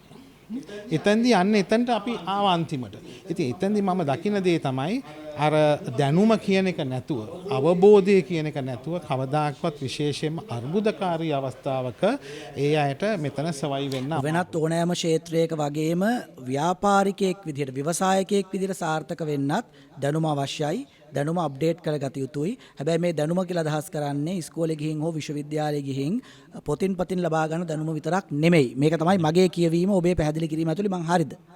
අනිවාර්යයෙන්. දැන් මේ නිර්ණායකම නේද අඩු වැඩි වශයෙන් ඔබ ශ්‍රී ලංකා මේ වාණිජ හා කර්මාන්ත මණ්ඩල සම්මේලනය ගත්තොත් ව්‍යවසායකයන් ඇගීම සඳහා යම් යාන්ත්‍රණ සකස් කරලා තිබෙනවා. සම්මාන ප්‍රදානයන් වැනි අවස්ථා. මේවා යෙදිත් සැලකිල්ලට ගන්නේ. අනිවාර්යයෙන්ම අපි බලනවා ඔහුගේ තියෙන දැක්ම මොකද්ද? එයාගේ විෂන් එක මොකද්ද? එතකොට එයා ඉන්න ස්කෝප් එක, මිෂන් එක මොන බිස්නස් එකේද එයා ඉන්නේ? එතකොට එයාගේ කොහොමද එයා මේ මුදල් ප්‍රවාහය එයා කොහොමද හැන්ඩල් කරලා තියෙන්නේ? පහුගිය අවුරුදු 3 එයාගේ ලාභදායී තත්ත්වය එයා කොහොමද එයා මේන්ටේන් කරගෙන ගිහිලා තියෙන්නේ? එයාගේ තියෙන ප්‍රොඩක්ට්ස් කොච්චර කොම්පිටිටිව්ද? මේ තියෙන මාකට් එකේ. එතකොට එයාගේ සේවක සංඛ්‍යාව කොහොමද දවසින් දවස වැඩි වුණේ? මේ වගේ දේවල් හරහා තමයි අපි මේ ව්‍යවසායකින්ව අපි අගැයීමට ලක් මම යෝජනා කළොත් ශ්‍රී ලංකාවේ ඉන්න ව්‍යවසායකයන්ගෙන් ඉතාම අල්ප ප්‍රමාණයක් විතරයි මේ සම්මාන ගැන දන්නේ. හෝ මේ සම්මාන වලට අයදුම් කරන්නේ එහෙම දන්න අයගෙනුත් ඉතාම අල්ප ප්‍රමාණයක් විතරයි. ඇයි ඒ කියලා ඔබ හොයලා බලලා තියෙනවද? සමහර විට ඔවුන්ට තියෙන ප්‍රශ්නේ තමයි ඔවුන් මේ සම්මාන ප්‍රදාන ගැන දන්නේම නැහැ. එක දෙවැනි එක තමයි ඕක අරගෙන අපිට මොකක් කරන්නද වගේ අදහසක් ඔවුන්ට තියෙනවා. තුන්වෙනි එක තමයි ඉල්ලලා බලන්න ඕනේ කියලා හිතුණත් අර අයදුම් පත්‍රය ගත්තම බය වෙනවා මේක පුරව ගන්න බෑ. ඒක තේරෙන්නේ නැහැ. මේකේ ඉල්ලන දේවල් කොහොමද දෙන්නේ? දැන් ඔබතුමා කියවනේ මේ සේවක සංඛ්‍යාව වැඩි කරගත්තේ කොහෙද? කොහොමද පරිමාණය වැඩි කරගත්තේ කොහොමද? එක එක බලනවා කියලා දැන් මේවා ලිව්වට ආයිත් ඔප්පු කරන්නත් එපා. ඔප්පු කරගන්න සාක්ෂි සාධක දෙන්න ගියාම එහෙම ඒවක් නැහැ. මෙන්න මේ වගේ ප්‍රශ්න ටිකක් තියෙනවා. ඔව් යම්කිසි දුරකට ඔබ හරි. දැන් එතනදී මම අර සේනක කියනවා වගේ මෙතන අර ලිය කියවිලි නැත්තම් රෙජිස්ට්‍රේෂන් ඒවා පිළිබඳ ගැටලුවක් පැන නගිනවා. නමුත් මම හිතන්නේ යම්කිසි කෙනෙක් බිස්නස් එකක් කරලා ඇගැයීමක් බලාපොරොත්තු වෙනවා නම් ඔහුට ඒක ඔප්පු කරන්නත් පුළුවන් වෙන්න එපා. ඉතින් ඒකට තියෙන හොඳම ක්‍රමය තමයි මුල සිටම ව්‍යාපාරයේ ඒ අවශ්‍ය කරන ලිය කියවිලි සහ නීතිමය රාමුව තුල දැන් EPF ETF ගෙවනවා කියන එකට සාක්ෂි තියෙන්න ඕනේ. VAT ගෙවුවා නම් සාක්ෂි තියෙන්න ඕනේ. ඉන්කම් ටැක්ස් ගෙවුවා නම් සාක්ෂි තියෙන්න ඕනේ. ඉතින් මම හිතනවා ඒක ඒ විදිහට තිබුණා නම් මම හිතනවා ඒ යට ඒක වඩා ලෙහෙසි මේක ඇප්ලයි කරන්න. මොනවද ඔබ පිරිනමන සම්මාන? අපි ශ්‍රී ලංකා වාණිජ කර්මාන්ත මණ්ඩල සම්මේලනය විසින් තමයි ශ්‍රී ලංකාවේ විශිෂ්ටතම ව්‍යාපාරිකයා තේරීමේ ව්‍යවසායකයා තේරීමේ තරගය පවත්වන්නේ. දැනට 24 වතාවක් අපි පවත්වලා තියෙනවා. මේ ඊළඟට පවත්වන්නේ 25. පරිමාණ කිහිපයකින් සම්මාන ප්‍රදානය කරනවානේ. අනිවාර්යයෙන්ම සුළු, මධ්‍යම, විශාල සහ අති විශාල. මේ තියෙන නිර්ණායකයන් 4 තුලින් තමයි අපි ඒක දිහා බලන්නේ. ඒ වගේම වෙළඳ, කෘෂි නිෂ්පාදන, අපනයන සහ මැනුෆැක්චරින් මේ කියන 4ත් එතනට ඇතුළු වෙනවා. ඒ වගේම ලංකාව පුරාම ලංකාවේ පළාත් 9ටමත් මේ කුඩා, මධ්‍යම සහ විශාල කියන මේ තියෙන පරිණාමයෙන් අපිට ඒ අයටත් අපි මේ අවෝඩ්ස් දෙනවා. ඒ කියන්නේ ගැහිම් කරනවා. පූර්වයේ පිනට මේ සම්මාන ගන්න පුළුවන්ද? මම හිතන්නේ නැහැ කියලා ඉවරයි. මෙහෙම සම්මානයක් අරගැනීමේ ඇති ඵලය මොකක්ද? ඔව් අපි මේ සම්මානය ගත්ත එක්කෙනාට අපි මේක සම්මාන උළෙලක් නෙමින් අපි පවත්වන්නේ. ඒ අයගේ ඊළඟට අපි ඒ අයට විදේශීය වෙළඳපළවල් හඳුන්වා දීම, ඒ අයට විදේශීය ශිෂ්‍යත්වය, යාගේ මං හිතන්නේ ඉහළ කළමනාකාරීත්වයට තව දැනුම ඕන, ඒ අවශ්‍යයට ඕන කරන ශිෂ්‍යත්ව අපි ඒ අයට ලබා දීම, මේවා ගොඩක් බොහෝ විට හම් වෙන්නේ නොමිලේ. ඒ වගේම තමයි දැන් අපි හිතමු තමන්ගේ බඩු ජාත්‍යන්තරයට ගෙනියන්න නම් ඒ ජාත්‍යන්තරයට සම්බන්ධ කිරීම. සමහරට ඔහුට අවශ්‍ය නම් හොඳ ඊළඟ තව රටක ඉන්න ව්‍යාපාරික ගැන බෑග්ග්‍රවුන්ඩ් චෙකින් එකක් කරන්න මේ ඔක්කොටම අපි එයාට අපි උදව් දෙනවා. අනිත් එක වසරේ විශිෂ්ටතම ව්‍යාපාරිකයා කියන ඒ ලාංඡනය එයාට අවුරුදු 3ක් එක දිගට තමන්ගේ ඇඩ්වර්ටයිසිං මැටීරියල් වල තමන්ට ගෙන යන්න පුළුවන්. අපේ වෙබ්සයිට්ස් වල අපි දාලා තියෙනවා. අපි ඒගොල්ලන්ට අර බ්‍රෑන්ඩ් ස්ටෝරි එක තව උඩට ගන්න අපි එයාට උදව් කරනවා. ඔබේ ව්‍යාපාරය, ඔබේ ව්‍යවසාය ඊළඟ තලයට අරන් යන්න ඔවුන් ඔබට උදව් කරනවා. හැබැයි ඔවුන් එක්ක එකතු වෙන්න නම් ඔබ ඔබේ ව්‍යවසාය සඳහා පිළිගැනීමක් ඇති කරගත යුතුයි. රෙකග්නිෂන් එකක් ඇති කරගත යුතුයි. ඒ කොහොමද කියලායි අපි මේ කතා කරමින් ඉන්නේ. අපිට කතා කරපු අපිට ප්‍රශ්න එවපු ගොඩක් අයට තියෙන ප්‍රශ්නේ තමයි මගේ වෙළඳපොළ කොහොමද පුරුදු කරගන්නේ? මම කොහොමද ජාතික මට්ටමට යන්නේ? මම කොහොමද මුහුදෙන් එහාට ජාත්‍යන්තර මට්ටමට මගේ නිෂ්පාදනය අරන් යන්නේ? ඒ වෙළඳපොළ අල්ලගන්නේ කොහොමද? මෙන්න උදව්. හැබැයි ඒ උදව් ගන්න නම් ඔබට සිදු වෙනවා මුල හදා ගන්න, අතිවාරම හයිය කරගන්න. ඒ අතිවාරම හයිය කරගන්න හැටි තමයි අපි මේ කතා කරමින් ඉන්නේ. ඔබේ ප්‍රශ්න වලට අපි ඉඩ වෙන් කරමින් තිබෙන්නේ මේ අඩපැයේදී. අපිට එහෙම ලැබුණු තවත් ප්‍රශ්නයකට අපි මේ යොමු වෙන්න හදන්න අපි හැම ඉදිකිරීම ක්ෂේත්‍රයේ සේවා සපයන්නේ. ඉදිකිරීම ක්ෂේත්‍රයේ ප්‍රධාන දැන් ඒකේ වෝටර් ප්‍රූෆින් වතුර කාන්දු වෙන ඊට පස්සේ කොන්ක්‍රීට් රිපෙයාර් කියන්නේ ඒකට කම වඩු වැඩ ඒ වගේ ඒකට සම්පූර්ණ ඉදිකිරීම ක්ෂේත්‍රයට අදාළ සේවා සපයන්නේ. මේ සේවා සැපයීම සඳහා ඔබතුමා යම් ආයතනයක් පවත්වාගෙන යනවද? ඒ ආයතනයේ යම් සේවක මණ්ඩලයක් ඉන්නවද? මොකක්ද යාන්ත්‍රණය? ආයතනයක් මම පවත්වාගෙන ගියා. ඒ කියන්නේ ලිමිටඩ් ලයබිලිටි කම්පැනියක් විදිහට මම ආයතන රෙජිස්ටර් කරලා තිබිලා ඒකේ පවත්වාගෙන ගියා. ඒකෙත් මම වැඩ කරලා තිනවා. මගේ නමයිත් වැඩ කරලා තියෙනවා. ඒකේ මට සේවකෝත් හිටියා. ඒ කියන්නේ මම ඒක දැනට ඒ කියන්නේ මට ඒකේ කඩා වැටලා තියෙනවා. ඒ කියන්නේ සේවකෝ හිටියා වැඩ කරා. දැන් මට ඒ ආයතනේ මේ තියෙන කොවිඩ් වලත් එක්ක එනකොට මම ගොඩක් ඒ කඩා වැටුණා. මොකක්ද ඒ කඩා වැටීම සහ ඇයි එහෙම කඩා වැටුනේ? කඩා වැටෙන්නේ කියන්නේ දැන් කොවිඩ් වල හැදුණට කොවිඩ් වුණාට පස්සේ කොවිඩ් වල එක නීති රජයෙන් දානවා. ඒ නීති දැම්මට නීති දානකොට නීති එක විදිහකට නෙවෙයි ක්‍රියා කරන්නේ. සමහර වැඩ බාරගත්තට පස්සේ වැඩවලට යන්න ඕන. වැඩ බලන්න. සමහර වැඩවලට බලන කට්ටිය චෙක් කරන කට්ටිය එන්න ඕන. නමුත් ඒව සමහර තැන්වල යන්න දෙන්නේ. එතකොට ඒක ආයතනයක උනා නීති කීපයක්. රටේ ප්‍රධාන නීතියත් ඒව. දැන් අපි පළාත් වලින් යන්න ඒවත් එක නීතියක්. ඒ කියන්නේ එක නීතියක් නැති හින්දා එක එක්කෙනාට එක නීති. එතකොට ඒකේ බැරිම මිනිහ තමයි අමාරු වෙන්නේ. අපි දැන් නීතියානුකූලව වැඩ කරන්න පුරුදු වෙච්ච කෙනෙකුට හරි අමාරුයි. ඒතකොට ඒක අවසානයේ අපි පාඩුව දරා ගන්නවා. අවසාන වෙනකොට තේරෙන්නේ ඔක්කොම නීතිය කොහාට ගියත් අවසානයේ අවුට්පුට් එක බලන්නේ එකම විදිහට. ඉතින් අපිට කොහොමද එනකොට අපිට ඒකට තේරෙන්නේ නැහැ උත්තර දෙන්නේ කියලා. අපිට කියන්න කෙනෙකුත් නැහැ. දැන් කොවිඩ් වලින් කඩා වැටිච්ච හෝ බලපෑමට ලක් වෙච්ච ව්‍යාපාර යලි ආරම්භ කරන්න හෝ ඒවා තවදුරටත් පවත්වාගෙන යන්න යම් සහන වැඩසටහන් යෝජනා කෙරුණා. ඒවා ක්‍රියාත්මක කෙරුණා. ඇයි මේ සහන වැඩසටහන් වලින් මේ සහන ව්‍යාපෘති වලින් ඔබතුමාගේ ව්‍යාපාරය යලි ගොඩ ගන්න ශක්තිය ලැබුණේ නැද්ද? ඉතින් ඒවා දුන්නේ ප්‍රාග්ධන මුදල් කියලා දුන්නානේ. ඒවා බැංකුව වලට ගියාට පස්සේ බැංකුවෙන් අහනවා ඔයගොල්ලෝගේ කම්පැනි EPF කොච්චර ගෙවලාද? ETF ගෙවලාද? එතකොට අපි සාමාන්‍ය ප්‍රමාණය දැන් මහා පරිමාණ කම්පැනියක් තියෙන්න පුළුවන්. අපි සාමාන්‍ය ප්‍රමාණ කම්පැනියක් කෙනෙකුට ඒගොල්ලෝ එහෙම දෙන්නේ නැහැ අපිට. ඒ කියන්නේ අපි ඒ ගැන එහෙම ඒගොල්ලෝ විශ්වාසයක් නැහැ දැන්. අපි දන්නේ කට්ටිය අරන් තින්නේ ඒගොල්ලෝ ඒ තියෙන එක අරන් වෙන ඉතිරි කිරීමේ ගිණුමක දාලා තියෙන්නේ. එතකොට ඒක සම්බන්ධතාවනේ. බැංකුව වලිමුත් ඒක අපිට එහෙම ඇප්‍රීසියේට් කරලා අපි කියන පැහැදිලි එහෙම තේරුම් ගන්න නැහැ. ඉතින් ඒක අපිට අපිට ඒක පැහැදිලිව අපි සමහර බොන්ඩ් එහෙම අපි අරන් තියනවා බැඳුම් කර එහෙම දෙන්න අපි සල්ලි තැන්පත් කරේ. නමුත් අපිට අර බැංකුවෙන් දෙන එකක්වත් අපිට එහෙම ඉල්ලුවාට ඕගොල්ලෝගේ අර විස්තරය වන්න මේ විස්තරය වන්න මෙදාට ඒ කාලේ පහින්නකම් අපිට මොනවා හරි කියන අපිට එහෙම සහනයක් දීලා නැහැ. ඒක ප්‍රාග්ධන ප්‍රශ්නය හා සම්බන්ධවනේ. ඊළඟට ඔබතුමාගේ විස්තර කිරීමේ සඳහන් වෙනවා මේ සේවක ප්‍රශ්නයක්. සේවකයන් හිටියා.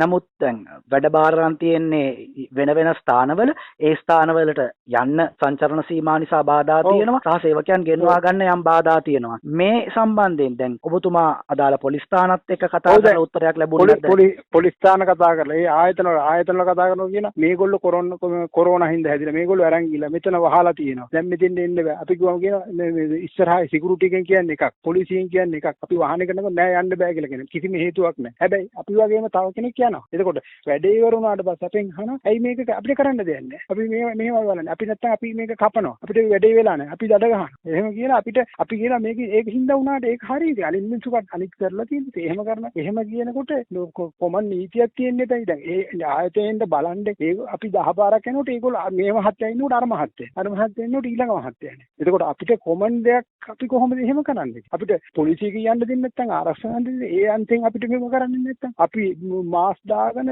ෆේස් මාස්ක් දාගෙන ඔක්කොම කියලා හිතන අපි කොහොමද ඉතින් අපිට කායේ පිටක් තියෙන්නේ? නීතිය ගැන ප්‍රශ්න ගොඩක් තියෙනවා. නීතියත් එක්ක බද්ධ වෙන්න කියලා කිව්වට නීතිය හැමෝටම එක විදිහයි කියලා කිව්වට එහෙම නෙමෙයි. කියනකොට එහෙම වුණාට කරනකොට ඒක එහෙම නෙමෙයි කියලා තමයි එතුමා අපිට කියන්නේ. ඔව් ඩිෂාන් ඒකේ ඒ සාකච්ඡාව තුළ ප්‍රශ්න කීපයක් තියෙනවා. ඒ ප්‍රශ්න කීප වලින් මන් දකින ප්‍රධානතම දේ තමයි මං අර කලින් කිව්වා වගේ ඔබතුමා යම්කිසි ආකාරයක ව්‍යාපාරයක් කරනවා නම් ඒ සඳහා નિયમિત ආකාරයේ ගිවිසුම් වලට එළඹෙන්න. දැන් ඒ හැම ගිවිසුම් වල තියෙනවා ඉංග්‍රීසියෙන් කියනවා ටර්ම් එකක් force merger clause කියලා එකක්. ඒ force merger clause එක කියලා කියන්නේ සිංහලෙන් සරලව කිව්වොත් Tamanට යම්කිසි තමන්ගේ උපරිම දායකත්වයට පිටින් යම්කිසි දෙයක් සිද්ධ වෙලා Tamanට ඒ කාර්යය කරන්න බැරි වුණොත් අන්න ඒ ගිවිසුම යම්කිසි තාක් දුරට අපිට එහා මෙහා කිරීමේ හැකියාවක් තියෙනවා. දැන් උතන ප්‍රශ්නේ වෙලා තියෙන්නේ ඔබතුමා මං හිතන්නේ ගිවිසුම් අනුව කටයුතු කරපු පුද්ගලයෙක්ද කියලා මම දන්නේ නැහැ. හැබැයි ගිවිසුම් අනුව දැන් සරලව කිව්වොත් දැන් ওই කොළඹ බිල්ඩින් රාශියක් හදනවා. මේ කොවිඩ් වසංගතය හින්දා PHIලා ඒ බිල්ඩින් හදන තැන් වලට පැනලා කියනවා නෑ ඔබතුමාලට මෙතන ඉන්න පුළුවන් සේවකයෝ 25යි. ඉතින් කොහොමද ওই බිල්ඩින් අදාළ කාලෙට වකවානුවට දෙන්න බෑ. දෙන්න බැරුවම ඕගොල්ලන්ට දඩ ගන්නවද නැහැ. තමන්ට නියම ගිවිසුමක් තිබුණා නම් මේක අනිවාර්යයෙන්ම මේ වසංගත තත්ත්වය කාටවත් හිතා ගන්න බැරි තත්ත්වයක් තියෙනවා. මේක අපි අවුරුදු 4කට උඩට බැලුවොත් එහෙම කවුරුත් හිතන්නේ නැති තත්ත්වයක්. ඉතින් අනිවාර්යෙන් උසාවියකට කවුරු හරි නඩුවක් දාලා කිව්වොත් එහෙම ඔයා බිල්ඩින්ග හරියට හැදුවේ නැහැ. ප්‍රමිතියට හදන වෙලාවට දුන්නේ නැහැ. අපි දඩ ගහනවායි කියලා උසාවියට අර මං කලින් කිව්වා වගේ force merger clause එක තිබුණා නම් උසාවිය එක පිළිගන්නවා. උසාවියත් ඒක මේ මෝඩ මිනිස්සු නෙමෙයි එතන ඉන්නේ. ඒ මිනිසුරුවරු දන්නවා මේ මිනිස්සයා උපරිම දායකත්වය දීලා මේක කෙරුවා. හැබැයි එයාට දැන් කරගන්න බැරි වුණා. ඒකේ කාසිය අනිත් පැත්ත තමයි හුඟක් මිනිස්සු කොවිඩ් වසංගතය පාවිච්චි කරලා වැඩ කරන්නේ නැහැ. මම කියන්න ඕනේ මම ඉතා කනගාටුවෙන් කියනවා. හුඟක් රජයේ දෙපාර්තමේන්තු සමහර රජයේ දෙපාර්තමේන්තුව කොවිඩ් වසංගතය උඩ දාලා කරන්න පුළුවන් වැඩ පවා කරන්නේ. එතකොට උසාවියකට ඒ වගේ තත්වයකට ගියොත් ඒගොල්ලොන් ඒ පැත්තත් බලන මේ මිනිස්සයා මේකට උපරිමයේ දායකත්වය දාලා මේක දැන් බලන්න ඩිල්ෂාන් පෞද්ගලික ආයතනයකුයි රජයේ ආයතනයකුයි ගත්තොත් සමහර වෙලාවට එකම දේ කරනවා. හැබැයි මේ වසංගත තත්ත්වයට කවුද හොඳට වැඩේ කරන්නේ? අපිට මම හිතන්නේ අජිත්ට ඒකට උත්තරයක් දැන් දෙන්න පුළුවන්. ඉතින් වසංගත තත්ත්වයක් දෙපැත්තක් තියෙනවා. ඔබතුමාගේ ප්‍රශ්නෙට මම හිතන්නේ ගිවිසුම නියමකට තියෙන්න ඕන. ඒ වගේම S2 ඇරලා මෙතන ලංකාවේ මොකද්ද වෙන්නේ කියලා බලන්න ඕනේ. දැන් මහ බැංකුව මේ ගැන දැනගෙන මහ බැංකුව චක්‍රලේඛන මම හිතන්නේ 6ක් 7ක් ලබා දීලා තියෙනවා. මේ 2021 වර්ෂෙත් මැයි මාසෙත් දීලා තියෙන එකක්. ඉතින් ඒවා මොනවාද කියලා ඒවා වල කාලවකවානු තියෙනවා. ඕගොල්ලොම බුදියගෙන ඉඳලා අනේ මං දැන් මේ බැංකුවට ගිහිල්ලා මේක ඉල්ලුවාම දුන්නේ නැහැ කිව්වහම බැංකුවට අයිතියක් තියෙනවා. ඒක නෑ මේකේ කාලය ඉවරයි. මොකද බැංකුවටත් යම්කිසි පුද්ගලයෙක් බැංකුවකින් සල්ලි ගන්න බැංකුවේ සල්ලි නෙමෙයිනේ. ඒක මහජනයාගේ මුදල්. ඉතින් බැංකුව කඩා වැටුනොත් එහෙම මුළු ආර්ථිකයම කඩා වැටෙනවා. ඉතින් සමහර වෙලාවට බැංකුවට බණින එක සාධාරණයි. හැබැයි බැංකුවත් වැඩ කරන්න ඕනේ. ඉතින් ඕගොල්ලොන් ඇස්සරලා කටයුතු කරන්න ඕනේ. ඔයා කියන සමහර ප්‍රශ්නවල ඇත්තක් තියෙනවා. මොකද සමහර තැන්වල සංචරණ සීමා තියෙනවා. සංචරණ සීමා තිබුණට අදාළ පුද්ගලයන්ට ගිහිල්ලා මේවා තමයි මම කරන වැඩ කියලා කිව්වොත් සංචරණ සීමාවෙන් ඔබට කටයුතු කිරීමේ හැකියාවක් කාටද කියන්නේ? ඒක අදාළ පොලිස් ස්ථානයට හරි මොකක් හරි කරලා කියන්න. හැබැයි දැන් අපිට කතා කරපු මේ ශ්‍රාවක මහත්මයා කියන්නේ ඔව්. එහෙම පොලිසියට ගියා. එහෙම පිරිසකට සහන හම්බුණා. සහන මට හම්බුන්නේ නැහැ. ඒක තමයි. දැන් ඒකට අපි ආයිත් බහින්නේ අර මම මුලින් කිව්ව ප්‍රශ්නේ. Tamange ව්‍යාපාරේ ලියාපදිංචි වෙලා නැහැ. Tamanට නාමයක් හැබැයි ඔහු ව්‍යාපදිංචි කරපු ව්‍යාපාරයක් සමාගමක් විදියට. එහෙනම් මහත්මයාගේ ලියාපදිංචි කරපු ව්‍යාපාරයක් නම් මහත්මයාගේ ලියාපදිංචි අර කියන්නේ ලෙටර් හෙඩ් එකේ ලියුමක් ගහලා අදාළ සේවකයන්ව ගෙන්නන්න අවශ්‍යතාවයක් තියෙනවා නම් හුඟක් අවස්ථාවලදී ඒක සිද්ධ වුණා. ඒ කියන්නේ සමහරුන්ට වෙලා තියෙන්නේ මෙතන ඩිවිෂන්. ඒගොල්ලෝ ලියාපදිංචි වීමක් වෙලා නැහැ. ඒගොල්ලෝ හිතු මතයට මේක සමහර ලොකු ව්‍යාපාර කරන කට්ටිය ඉන්නවා නිකන් කුලී වැඩ කරන කට්ටියක් වගේ කටයුතු කරන්නේ. ඉතින් ඒගොල්ලොන්ගේ ලියුමක් පොලිසිය බාර ගන්න නැහැ. එහෙම වුණොත් මේ වසංගත තත්ත්වය අපිට මේකේ දෙපැත්තක් තියෙනවානේ. වසංගතයෙන් මිනිස්සුන්ගේ ජීවිතය බේරන්නත් ඕනේ. මිනිහා ජීවත් වෙන්නත් ඕනේ. මැරුණට පස්සේ ජීවත් වෙලා වැඩක් නැහැ. සල්ලි වලින් වැඩක් නැහැ. ඉතින් රජය බලන්නේ මිනිහව ජීවත් කරන්න. මොකද ජීවත් වුණත් හම්බ කරන්න පුළුවන් පස්සේ. හැබැයි එහෙම බලලා ඒක හරි ආකාරයට තමන් ලියාපදිංචි වීමක් නැත්තම් තමන්ගේ ව්‍යාපාරයේ සේවකයන්ව අඳුරා ගන්න ID කාඩ් එකක් නැත්තම් පත්වීමේ ලිපියක් නැත්තම් පොලිසියකට ගිහිල්ලා මිනිහෙක්ව ගෙන්න ගන්න පුළුවන්ද වෙනස් ප්‍රාන්තයක? කොවිඩ් ව්‍යසන තත්ත්වය අපි පැත්තකින් තියමුකෝ ටිකකට. අපි නිකන් සාමාන්‍ය තත්ත්වයක් සලකමුකෝ. ඔබතුමා විශ්වාස කරනවද හැම දිනාටම සමව නීතිය ක්‍රියාත්මක වෙනවා කියලා ව්‍යාපාර සම්බන්ධයෙන්? මම නම් කවදාවත් එක විශ්වාස කරන්නේ නැහැ. මම ඔබතුමාත් එක්ක එක මේ වෙලා තියෙන දේවල් බැලුවාම මේක සමහර මිනිස්සුන්ට වැඩේ කරගන්න පුළුවන් අර සාමාන්‍ය මිනිහට කරන්න බැරි ඉඳත් ඒක පොලිසිය තියා ඕනෑම රාජ්‍ය ආයතනයකට හෝ සමහර පෞද්ගලික ආයතනයකට ගියත් ඒක තියෙනවා. හැබැයි අපි දැනගන්න ඕනේ මේ අපි ලංකාවට බැන ඉන්න ඕනේ නැහැ. අපි ලංකාවේ ඕක දන්නවනම් අපි දැනගන්න ඕනේ ඒකට ලෑස්ති වෙන්න. දැන් මම දන්නවනම් දැන් මේ ප්‍රශ්න තියෙනවනම් එහෙනම් මම ලියාපදිංචි වෙලා මම පත්වීමේ ලිපි දීලා ID කාඩ් දීලා ඒ සේවකයන් එහෙම ලෑස්ති කරලා ගන්න ඕනේ. නෑ එක්ක මට හිතුනොත් දැන් මේ සේවකයෝ වැඩි වෙලා මේක ප්‍රශ්නයක් වෙනවා කියලා මම කොන්ත්‍රාත් පදනම මත සේවකයෝ තියාගන්න. එතකොට කොවිඩ් වසංගතයක් ආවොත් මම ඒ සේවකයන් අයින් කරනවා. දැන් හෝටල් ව්‍යාපාරය බලන්න ඩිවිෂන් ස්ථිර සේවකයෝ ඉන්නවා. ඒගොල්ලෝ ඉවත් කරන්න බෑ. හැබැයි අර කාලෙන් කාලයට කොන්ත්‍රාත් පදනම මත ඉන්න කට්ටියගේ ඔක්කොම දැන් මොකද වෙලා තියෙන්නේ? ඒගොල්ලෝගේ රස්සාවල් අහිමි වෙලා. ඒගොල්ලොන්ට යන්නේන මගක් නැහැ. හැබැයි නීතියෙන් ඒක අදාළ ආයතනයට ලබා දීලා තියෙන වරප්‍රසාදයක්. ඉතින් මාස 3ක කොන්ට්‍රැක්ට් එකක් දෙනවා. කියමුකෝ තමන් සූපවේදියෙක් කියලා. සූපවේදියෙක්ට මාස 6ක කොන්ට්‍රැක්ට් එකක් දෙනවා. කොවිඩ් වසංගතය ආවම මේ මාස 6 ඉවරුනාම මේක දීර්ඝ කරන්නේ නැහැ. ඒක මම කලින් කිව්වා වගේ ආයි අර ගිවිසුම් ගත කිරීමේ ප්‍රශ්නය. ඉතින් අපි ඉස්සෙල්ලා අපි බැන ඉන්න එක සාධාරණයි. අපිට මොකක් හරි දෙයක් වුණාම අපි බනිනවා. හැබැයි අපේ පැත්තේ තියෙන වැරදි මොනවද කියලා අපිත් බලගන්නවා. ඇයි මේ ප්‍රශ්නේ අපේ ඇඟට වැටිලා තියෙන්නේ කියලා. ඇයි නීතිය අපිට පිහිටක් වෙන්නේ නැත්තේ? අන්න ඒ පැත්ත මිනිස්සු බලන්නේ. ව්‍යාපාරය සහ මේ සේවක සේවිකාවන් අතර තියෙන මේ සම්බන්ධය ගැන තව දිගට කතා කරන්න ඕනේ ප්‍රශ්න ගොඩක් තියෙනවා. හැබැයි ඒක හැම තියෙද්දී මම නීතිඥතුමාටත් අජිත් ඩී පෙරේරා මහත්මයාටත් පොදුවේ එක ප්‍රශ්නයක් යොමු කරනවා මේ නීතිඥතුමාගේ පැහැදිලි කිරීම ඇතුලේ මතුවෙච්ච අතුරු කාරණාවක් මේක. මේ කොවිඩ් ව්‍යසනයත් එක්ක විශේෂයෙන්ම රාජ්‍ය ආයතනවල ක්‍රියාකාරීත්වයන් සීමා වුණානේ. වැඩට ගෙනාපු සේවක පිරිස සීමා වුණා විතරක් නෙමෙයි සමහර විට සේවක පිරිසේ සීමාවටත් එහා ගිහින් වැඩ සීමා වුණා. පෞද්ගලික ආයතනවලත් යම් තරමකට ඒක එහෙමයි. මේක රටේ ව්‍යවසායන් කෙරෙහි ව්‍යාපාර කෙරෙහි එහෙම බලපෑමක් ඇති කරාද? ඔව්. දැන් මම වැඩ කරන ශාස්ත්‍රයේ අධිකරණ පද්ධතිය තුල මං හිතන්නේ අවුරුදු 100කටවත් වුණ නැති දෙයක් උනේ අධිකරණ පද්ධතිය මාස 7ක් 8ක් වහලා තිබුණා. ඒක අපේ නීතිඥවරුන්ගේ ප්‍රශ්නයක් කෙසේ වෙතත් අපේ තනිකර ව්‍යාපාර පද්ධතියට ඒක බලපෑවා.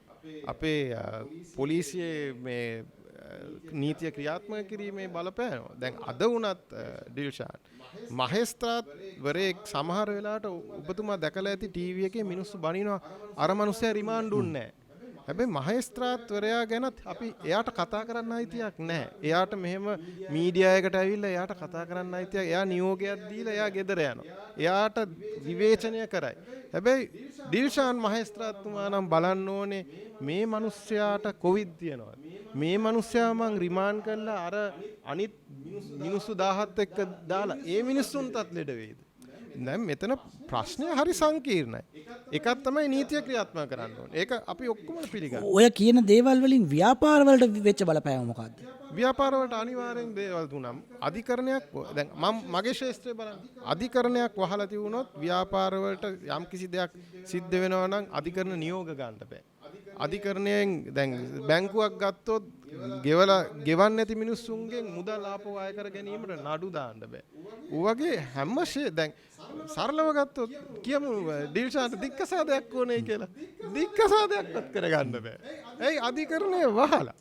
ඉතින් හැම අධිකරණයක් වහනවයි කියන එක මේක සුළුපටු දෙයක් නෙමෙයි. අධිකරණය විතරක් නෙමෙයි අජිත් ඩී පෙරේරා මහත්මයා තවත් රාජ්‍ය ආයතන ගණනාවක් වහලා තිබුණා, සේවා සීමා කරලා තිබුණා. මේකෙන් ව්‍යාපාරික ලෝකයට වෙච්ච බලපෑම කොයි වගේද? ඇත්තද මේ කියන කතාව මේ පෞද්ගලික ආයතන වලටත් වඩා නරක විදිහට රාජ්‍ය ආයතන වැඩ පැහැර හැරියද? කොවිඩ් පිට දාලා? මම ඇත්ත වශයෙන්ම මම දන්නේ නැහැ මට වැඩ පැහැර හැරියා කියලා එක හෙලාම කියන්න පුළුවන්ද කියලා. නමුත් අනිවාර්යෙන් COVID-19 අපේ හැම ජීවිතයක්ම අස්සක් මුල්ලක් නැර අපේ සොසයිටි එකේ සමාජයේ රජයේ විතරක් නෙමෙයි පෞද්ගලික ක්ෂේත්‍රයටත් දැඩි ලෙස බලපෑවා. මම අර ඉදිරියේ ඉස්සරහා කතා කරපු මේ මහත්මයාගේ කන්ස්ට්‍රක්ෂන් ෆීල්ඩ් එකටත් මම පොඩ්ඩක් ලින්ක් වෙන්නම්. එතුමා කිව්වා අර 104 කාරක ප්‍රාග්ධනය ඉල්ලන්න කියලා කිව්වහම ඒක බොහෝ අයගේ ඇප්ලිකේෂන්ස් රිජෙක්ට් වුණා කියලා. මම හිතනවා ඒක ඇත්ත කියලා. මොකද අපේ ට්‍රේඩ් චේම්බර් එකේ යම් කිසි කොට්ටාශයකට පමණයි ඒක ලැබුණේ. එතන ප්‍රශ්නයක් ඇති වුණා. ඒ තමයි අපි ඔක්කොම හිතුවේ අපිට මේ වැදිච්ච මේ තිච්ච පාරට උදව්වක් විදිහට තමයි මේක එන්නේ කියන එක. ඉතින් රජයේත් බලාපොරොත්තු ඒක තමයි අනිවාර්යයෙන්ම. නමුත් මෙතනදී එක කාරණාවක් කියන්න ඕනේ. මේ ණය දෙනකොට අපි ඔක බැංකුවල ප්‍රධානීන්ගෙනුත් මුණ පුනා අහපු ප්‍රශ්නේ අපිට හරියට උත්තරයකුත් නොලැබිච්ච දෙයක්. ඒක තමයි අර සම්ප්‍රදායනුකූලව කෙනෙකුට ණයක් දෙනකොට සිකියුරිටියක් ඉල්ලලානේ දෙන්නේ. ඒ තියරි එක මෙතනත් ඇප්ලයි වුණා. එක්කෝ ඔබට සිකියුරිටියක් අලුතෙන් දෙන්න පුළුවන් වෙන්න ඕනේ. එහෙම නැත්නම් දීපු සිකියුරිටි එකේ ලීවේ එකක් තියෙනවා. ඒ කියන්නේ 100 මිලියන් මම සිකියුරිටි එකක් දීලා තියෙනවා. මම අරගෙන තියෙන දැනට 40-50 මිලියන්. ඒතකොට තව අර ලීවේ එකට අර හිඩසට තව 30 මිලියන් අපිට අරගන්න පුළුවන්කම තිබුණා. නමුත් එහෙම නෙමෙයි. SME වගේ ගත්තොත් සුළු හා මධ්‍යම අයට ඒ අයගේ සියලුම තියෙන දේවල් මෝගේජ් කරලා තිබුණේ. ඒ අයට තව මෝගේජ් කරන්න දෙයක් නැහැ. එතකොට ඒ අය විශාල හිරවීමක සිද්ධ වුණා. ඒක එකක්. ඉතින් මම දන්නේ ඒ කතා කරපු මේ මහත්මයා කොයි මට්ටමේ ඉන්න මේ සේවාවන් ලබා දෙන කෙනෙක්ද කියලා. දැන් මේ මහත්මයාගේ තව එකක් තියෙනවා. මට එතන පොඩ්ඩක් මේ සේනකගෙනුත් මට අහන්න තියෙනවා ප්‍රශ්නයක්. මොකද එතුමා නීතිඥ වෘත්තියේ ඉන්න නිසා එතුමාට මේ මටත් ඒ පිළිබඳ අවබෝධයක් ගන්න පුළුවන්. දැන් අර අපි තුමු බිල්ඩින් එකක් තියෙනවා. ওই බිල්ඩින් එක කන්ස්ට්‍රක්ට් කරන්න කාලයක් දීලා තියෙනවා. ඒ විදිහට තමයි කන්ස්ට්‍රක්ෂන් මේ තියෙන එක අස්සම් කරන්නේ. එතකොට මට මිනිස්සුන්ව ගේන්න බෑ. එහෙම දේවල් තිබුණා. යම් මොකද මේ සමහර අවස්ථාවල් වලදී සමහර පළාත්වල ඒක නිර්වචනය වීමේදී විවිධ බාධාවල් වුණා. ඒක හරියට නිර්වචනය වුණේ නැහැ. එතකොට සමහරුන්ට පුළුවන් වුණා, සමහරුන්ට බැරි වුණා. ඒතකොට ඒ වගේ අවස්ථාවල් වලදී සේවා සැපයීමේදී අර වෙලාවට බිල්ඩින් එක ඉවර කරන්න බැරි තත්ත්වය ඇති වුණා බොහෝ අයට. එතකොට සාමාන්‍යයෙන් අනිත් රටවල් වල ඔය ෆෝස් මෝජ් කියන ඒ ක්ලෝස් එක පට ඊට වඩා ෆ්ලෙක්සිබිලිටියක් නම්‍යශීලීතාවයක් ඔය කොන්ට්‍රැක්ට් එකේ තියෙනවා. ඒ තමයි ඒ කියන්නේ මේ සමාජයේ අර මැක්‍රෝ එන්වයරන්මන්ට් එකේ තියෙන වෙනස් වීම දැඩි ලෙස වෙනස් වුණොත් මේක ඒ අයට ඒ කොන්ට්‍රැක්ට් එකේ අර දෙන ඒ ගාන ඒ කියන්නේ මේ අපි හිතමු කොස්ට් එක උසාවියකට යන්නේ නැතුව මේ තමන්ගේ සේවාව ඒ අයට දීපු ඒ ඔෆර් එක දීපු එයත් එක්ක මේක කතා කරලා ගනුදෙනුක වෙනස් කරගන්න පුළුවන් ක්ලෝස් එකක් තියෙනවා. ඒක උසාවියටම යන්න ඕනේ නැහැ.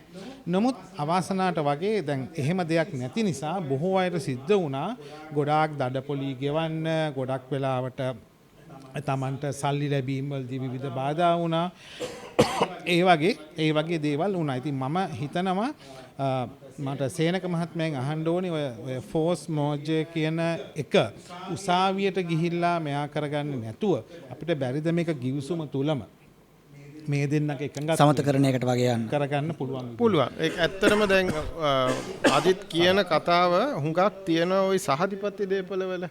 දැන් ওই අජිත්ගේ ප්‍රශ්නේ මම හිතන්නේ හොඳටම විස්තර කරන්න පුළුවන් සහතිපත්ති දේපලක්. ඒ කියන්නේ යම්කිසි පුද්ගලයෙක් ගිවිසුමකට එළඹිලා යම්කිසි නිවසක් එක කාලෙක ඉල්ලනවා. එයා ඊට පස්සේ ඒ කාලේ ඒක බලාපොරොත්තු වෙනවා ඒ කාලේ ඉවරන ගමන් එතන පදිංචියට යන්න.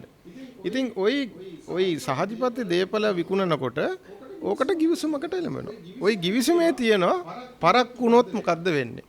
එතකොට මේ වගේ වසංගත තත්වයක් ඇති වුණොත් මොකද්ද වෙන්නේ? ඊට පස්සේ ওই බිල්ඩිමේ සයිස් එක ලොකු අඩු වුණොත් මොකද්ද වෙන්නේ? ওই සියලුම දේ ගිවිසුමේ තියෙනවා.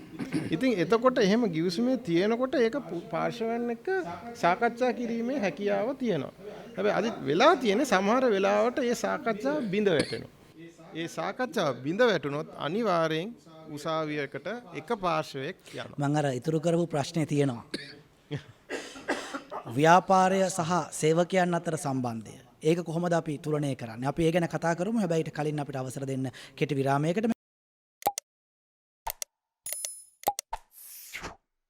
ව්‍යවසායකයෙක් විදිහට පටන් ගත්තා නම් පටන් ගන්න බලාපොරොත්තුවෙන් ඉන්නවා නම් ඔබ පටන් ගන්න හෝ පටන් ගත්ත ව්‍යවසාය කොහොමද next level එකට අරන් යන්නේ ඊළඟ තලයට අරන් යන්නේ ඒ සඳහා අපි දෙන තල්ලුව තමයි ව්‍යවසායකයන් බල ගන්නවන ජාතික මෙහෙයුම මේ එහි 4 වන පරිච්ඡේදය අපි ලියමින් ඉන්නේ අපි ප්‍රස්තුත කරගන්නේ ව්‍යාපාරය පිළිගන්න ව්‍යාපාරයක් බවට පරිවර්තනය කරන්නේ කොහොමද ඒ සඳහා වන නීති රාමුව කුමක්ද ඒ නීති රාමුව ඇතුලේ අපි වැඩ කරන්න ඕනේ කොහොමද කියලා අපිත් එක්ක ඉන්නවා නීතිඥ සේනක ඩිසේර මහත්මයා වගේම අපිත් එක්ක ඉන්නවා ශ්‍රී ලංකා වාණිජ හා කර්මාන්ත මණ්ඩල සම්මේලනයේ මහලේකම් එහි ප්‍රධාන විධායක නිලධාරී අජිත් ඩී පෙරේරා මහත්මයාත් මේ අඩපැයේදී අපි තව ඉතුරු වෙච්ච ප්‍රශ්න ගොඩකට උත්තර හොයන්න උත්සාහ කරමු විශේෂයෙන්ම අර මේ පළවෙනි අඩපැයෙන් අපි ඉතුරු කරගෙන ආව ප්‍රශ්නයක් නීතිඥතුමනි ව්‍යවසාය ව්‍යාපාරය සහ සේවකයන් අතර සම්බන්ධය කොයි වගේද කියලා දැන් ව්‍යවසායකයෙක් ඇතැම් විට ඇතැම් තැනක හිර වෙනවා ETF ගෙවන්නත් ඕනද මම EPF ගෙවන්නත් ඕනද මේවා මහා කරදර වැඩනේ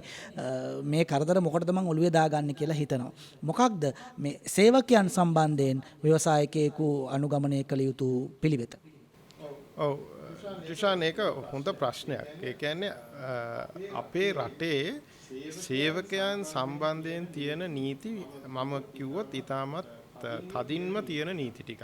ඒ කියන්නේ සේවකයෙක් බඳවා ගත්තට පස්සේ එයාට තියෙන වරප්‍රසාද හුඟක් තියෙනවා. එයාව දොට්ට දාන්න බෑ නිකන් අර වෙන රටවල් වල. දැන් දිල්ෂාන් දැකලා ඇති සමහර ওই ඇමරිකාවේ තියෙන ෆිල්ම් වල පොඩි නෝට් එකක් මේසේ තියලා මිනිහා පෙට්ටියට බඩු ටික දාලා මිනිහා ගෙදර යනවා. දැන් එහෙම තත්ත්වයක් ලංකාවේ නැහැ. ඉතින් ව්‍යවසායකයෙක් හැටියට ව්‍යා සේවකයෙක්ව බඳවා ගන්නවා නම් ඒක හොඳට කල්පනාකාරීව හිතලා කරලා කරන්න ඕනේ දෙයක්. මොකද ඒක දිගු ගමනක් යන දෙයක්. මොකද එයාව එතකොට ආයතනෙන් ඉවත් කරන ක්‍රම හරිම ටිකයි තියෙන්නේ. එකක් තමයි ඔයා සේවකයෙක් බඳවා ගත්තා නම් ප්‍රොබේෂන් පීරියඩ් එකක් කියන එකක් තියෙනවා. ඉතින් ඒ ප්‍රොබේෂන් පීරියඩ් එක ඔයා කෙටි කාලයක් තුර දැම්මොත් එයාව කන්ෆර්ම් කරුවොත් එයා ස්ථිර සේවකයෙක් වෙනවා. ඊට පස්සේ එයාව ඉවත් කිරීමේ හැකියාවල් බොහොම පොඩ්ඩයි තියෙන්නේ. අනිත් එක තමයි ඔයා සේවකයෙක්ව බඳවා ගන්නවට වඩා ඔයාට හිතන්න පුළුවන් මේක අවුට්සෝස් කරන්න පුළුවන්ද කියලා. එතකොට එයා සේවකයෙක් නෙමෙයි. ඒ කියන්නේ ඉංග්‍රීසියෙන් කියනවා contract for service and contract of service. contract ඒ දෙකේ වෙනස තමයි දැන් තමන් ලීබඩු හදන තැනක් නම් තමන් දොරවල් හදලා අපි කියමු කැටයන් කරලා විකුණනවා කියලා. දැන් දොර හදන්න ඔයාට දෙන්න පුළුවන් ඒක වෙන එක්කෙනෙක්ට. නැත්තම් ඔයා වඩුවෙක් ගෙනල්ලා දොර හදන්න පුළුවන් ඔයාගේම ආයතනේ. එතකොට වඩුවව ගෙනල්ලා ඔයා හැදුවොත් එයා ඔයාගේ සේවකයෙක් වෙනවා. එතකොට එයා සේවකයෙන් ආශ්‍රයෙන් තියෙන ප්‍රශ්න ටික ඔක්කොම ඔයාට බාරයි. හැබැයි ඔයා දොර වඩුවට කිව්වොත් ඔයාගේ ආයතනයත් තියාගෙන ඔයා මට දොර විකුණන්න මම ඒක කැටයන් කරලා මම විකුණන්න. එතකොට වඩුව ඔයාගේ සේවකයෙක් නෙමෙයි. ඉතින් ඕවගේ තීරණාත්මක ප්‍රශ්න හිතලා කවුද ගන්නෙ? මොන පදනමෙන්ද ගන්නෙ? මොන කාලෙටද ගන්නෙ? උයි උන්ගේ සුදුසුකම් ඒව ඔක්කොම සලකලා බලලා තමයි ගන්න ඕන. තවත් එකක් ඩිල්ෂාන් අපේ රටේ හුඟක්ම වෙන දේ තමයි ඔහේ මිනිස්සුන්ව සේවයට ගන්නවා පත්වීමේ ලිපියක් නැහැ පඩි ගෙවනවා අන්තිමේදී ඒගොල්ලොන්වත් දන්නේ නැහැ මේගොල්ලොන්ත් එක්ක මොකද්ද මං කරන්න යන්නේ කියලා. ඉතින් මුල ඉඳන්ම මම ඒක තමයි ওই ලියාපදිංචි වීමේ හොඳේ. ලියාපදිංචි වුණ ගමන් තනි සේවකයා ලියාපදිංචි වෙන්නේ තමන්ගේ ආයතනයට පත්වීමේ ලිපියක් දෙන්න. කරදරය තමයි EPF ETF ගෙවන්න වෙනවා. ඉතින් ඒක ගැන හිතන්න. EPF ETF ගෙවන්න ඕනේ නැත්තම් කොන්ට්‍රැක්ට් පදනමෙන් ගන්න. එතකොට මාස කිහිපයකට ගන්න.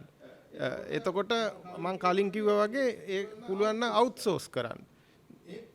එහෙමත් කරන්න බැරි නම් මේ සේවකයා අත්‍යවශ්‍ය නම් අන්න ගිවිසුම් ගත කරන්න.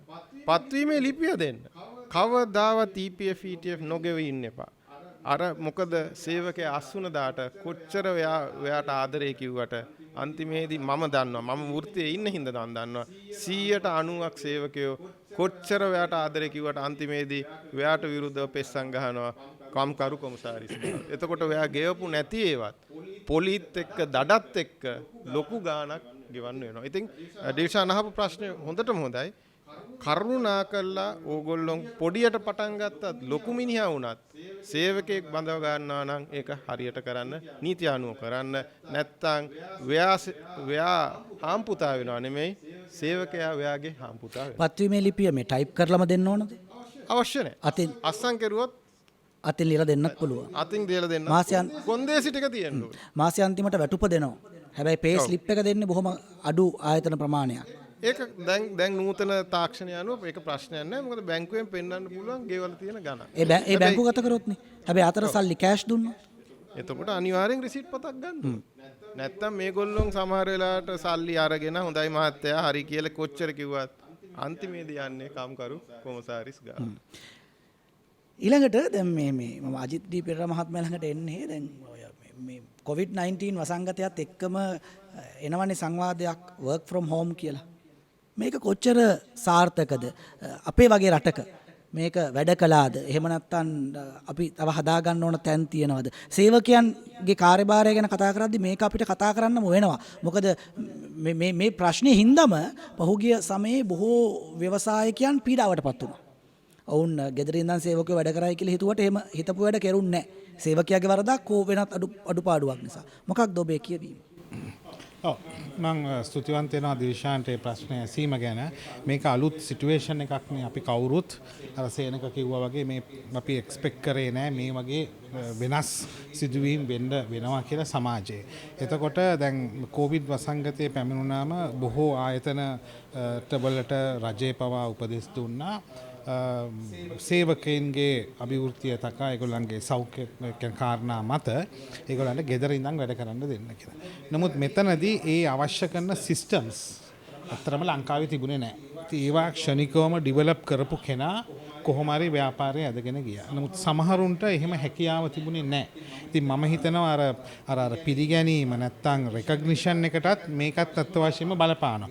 මේ වගේ සිටුේෂන් එකක් ආවහම ඒ තියෙන සිටුේෂන් එකට ඇඩප්ට් වෙලා අනුවර්තනය වෙලා ඉමීඩියට්ලි වර්ක් ෆෝස් එක ගෙදර තියාගෙන එතන ඉඳන් වැඩේ ගන්න ඒ ඕන කරන සිස්ටම්ස් ඉක්මනින් හදාගත්ත එක්කෙනාට ඇත්ත වශයෙන්ම ඉදිරියට යන්න පුළුවන්කම තිබුණා. ඒගොල්ලෝ නිරතුරුවම තමන්ගේ භාණ්ඩ හා සේවා එක්ස්පෝර්ට් කරා නම් එක්ස්පෝර්ට් කරා, වෙළඳපොළට දානවා නම් වෙළඳපොළට දැම්මා.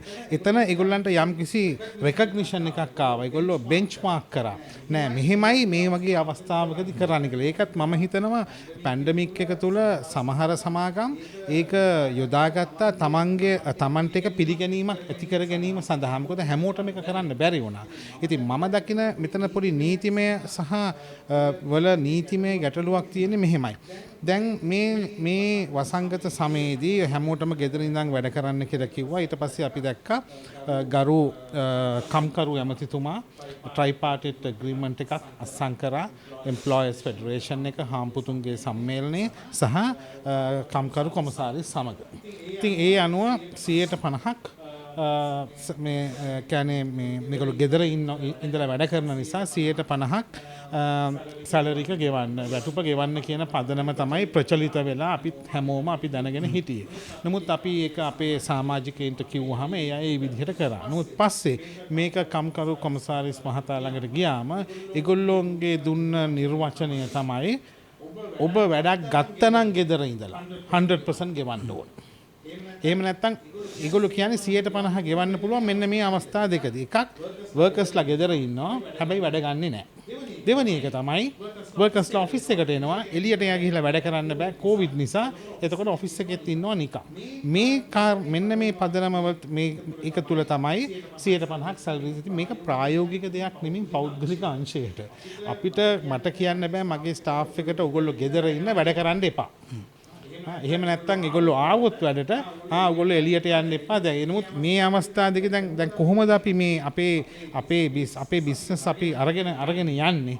මම ඉන්න ෆෙඩරේෂන් එකේ සේවාවන් සපයලා තමයි අපි ආදායම උපදන්නේ. ඒ උපදවලා තමයි අපි එම්ප්ලොයිස්ලා ගෙවන්න ඕනේ. ඉතින් එතකොට මේක කොහොමද වෙන්නේ? අනිත් එක මේක පිළිබඳව නීතිමය රාමුවක් ඇත්ත වශයෙන්ම ලංකාවේ තියෙනවද කියන එක අපිට අදටත් අතිවිශාල ප්‍රශ්නයක්. ඒ කියන්නේ අපි දකින අපි අහපු දේ නෙමෙයි අවසානයේදී කම්කරු දෙපාර්තමේන්තුවේ කිව්වේ අපිව ගයිඩ් කරන්නේ ෂොප් ඇන්ඩ් ඔෆිස් සෙක්ටර් එක.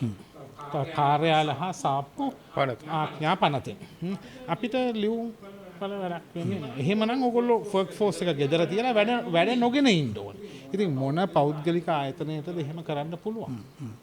එහෙම කරන්න බෑ. ඉතින් මේ වගේ මම හිතන්නේ ඉතාමත්ම නමුත් සමහර කම්පැනිස් දැන් එතනත් ඒ යම් විදිහ අවස්ථාවල් වලදී ඒගොල්ලන්ට පුළුවන් වුණා නම් සිස්ටම් එක හදාගන්න වැඩ ගත්තා, භාණ්ඩ නිපදුවා, සේවාවන් දුන්නා එළියට. එහෙම කළා ඒගොල්ලෝ ආදායම. එහෙම හැදිච්ච සිස්ටම්ස් රටක් විදිහට අපිට තියෙනවද? දැන් කෙනෙක්ගේ රාජකාරිය හෝ කෙනෙක්ගේ සේවාව යනු තව කෙනෙක්ට ලැබිය යුතු සේවයක්නේ.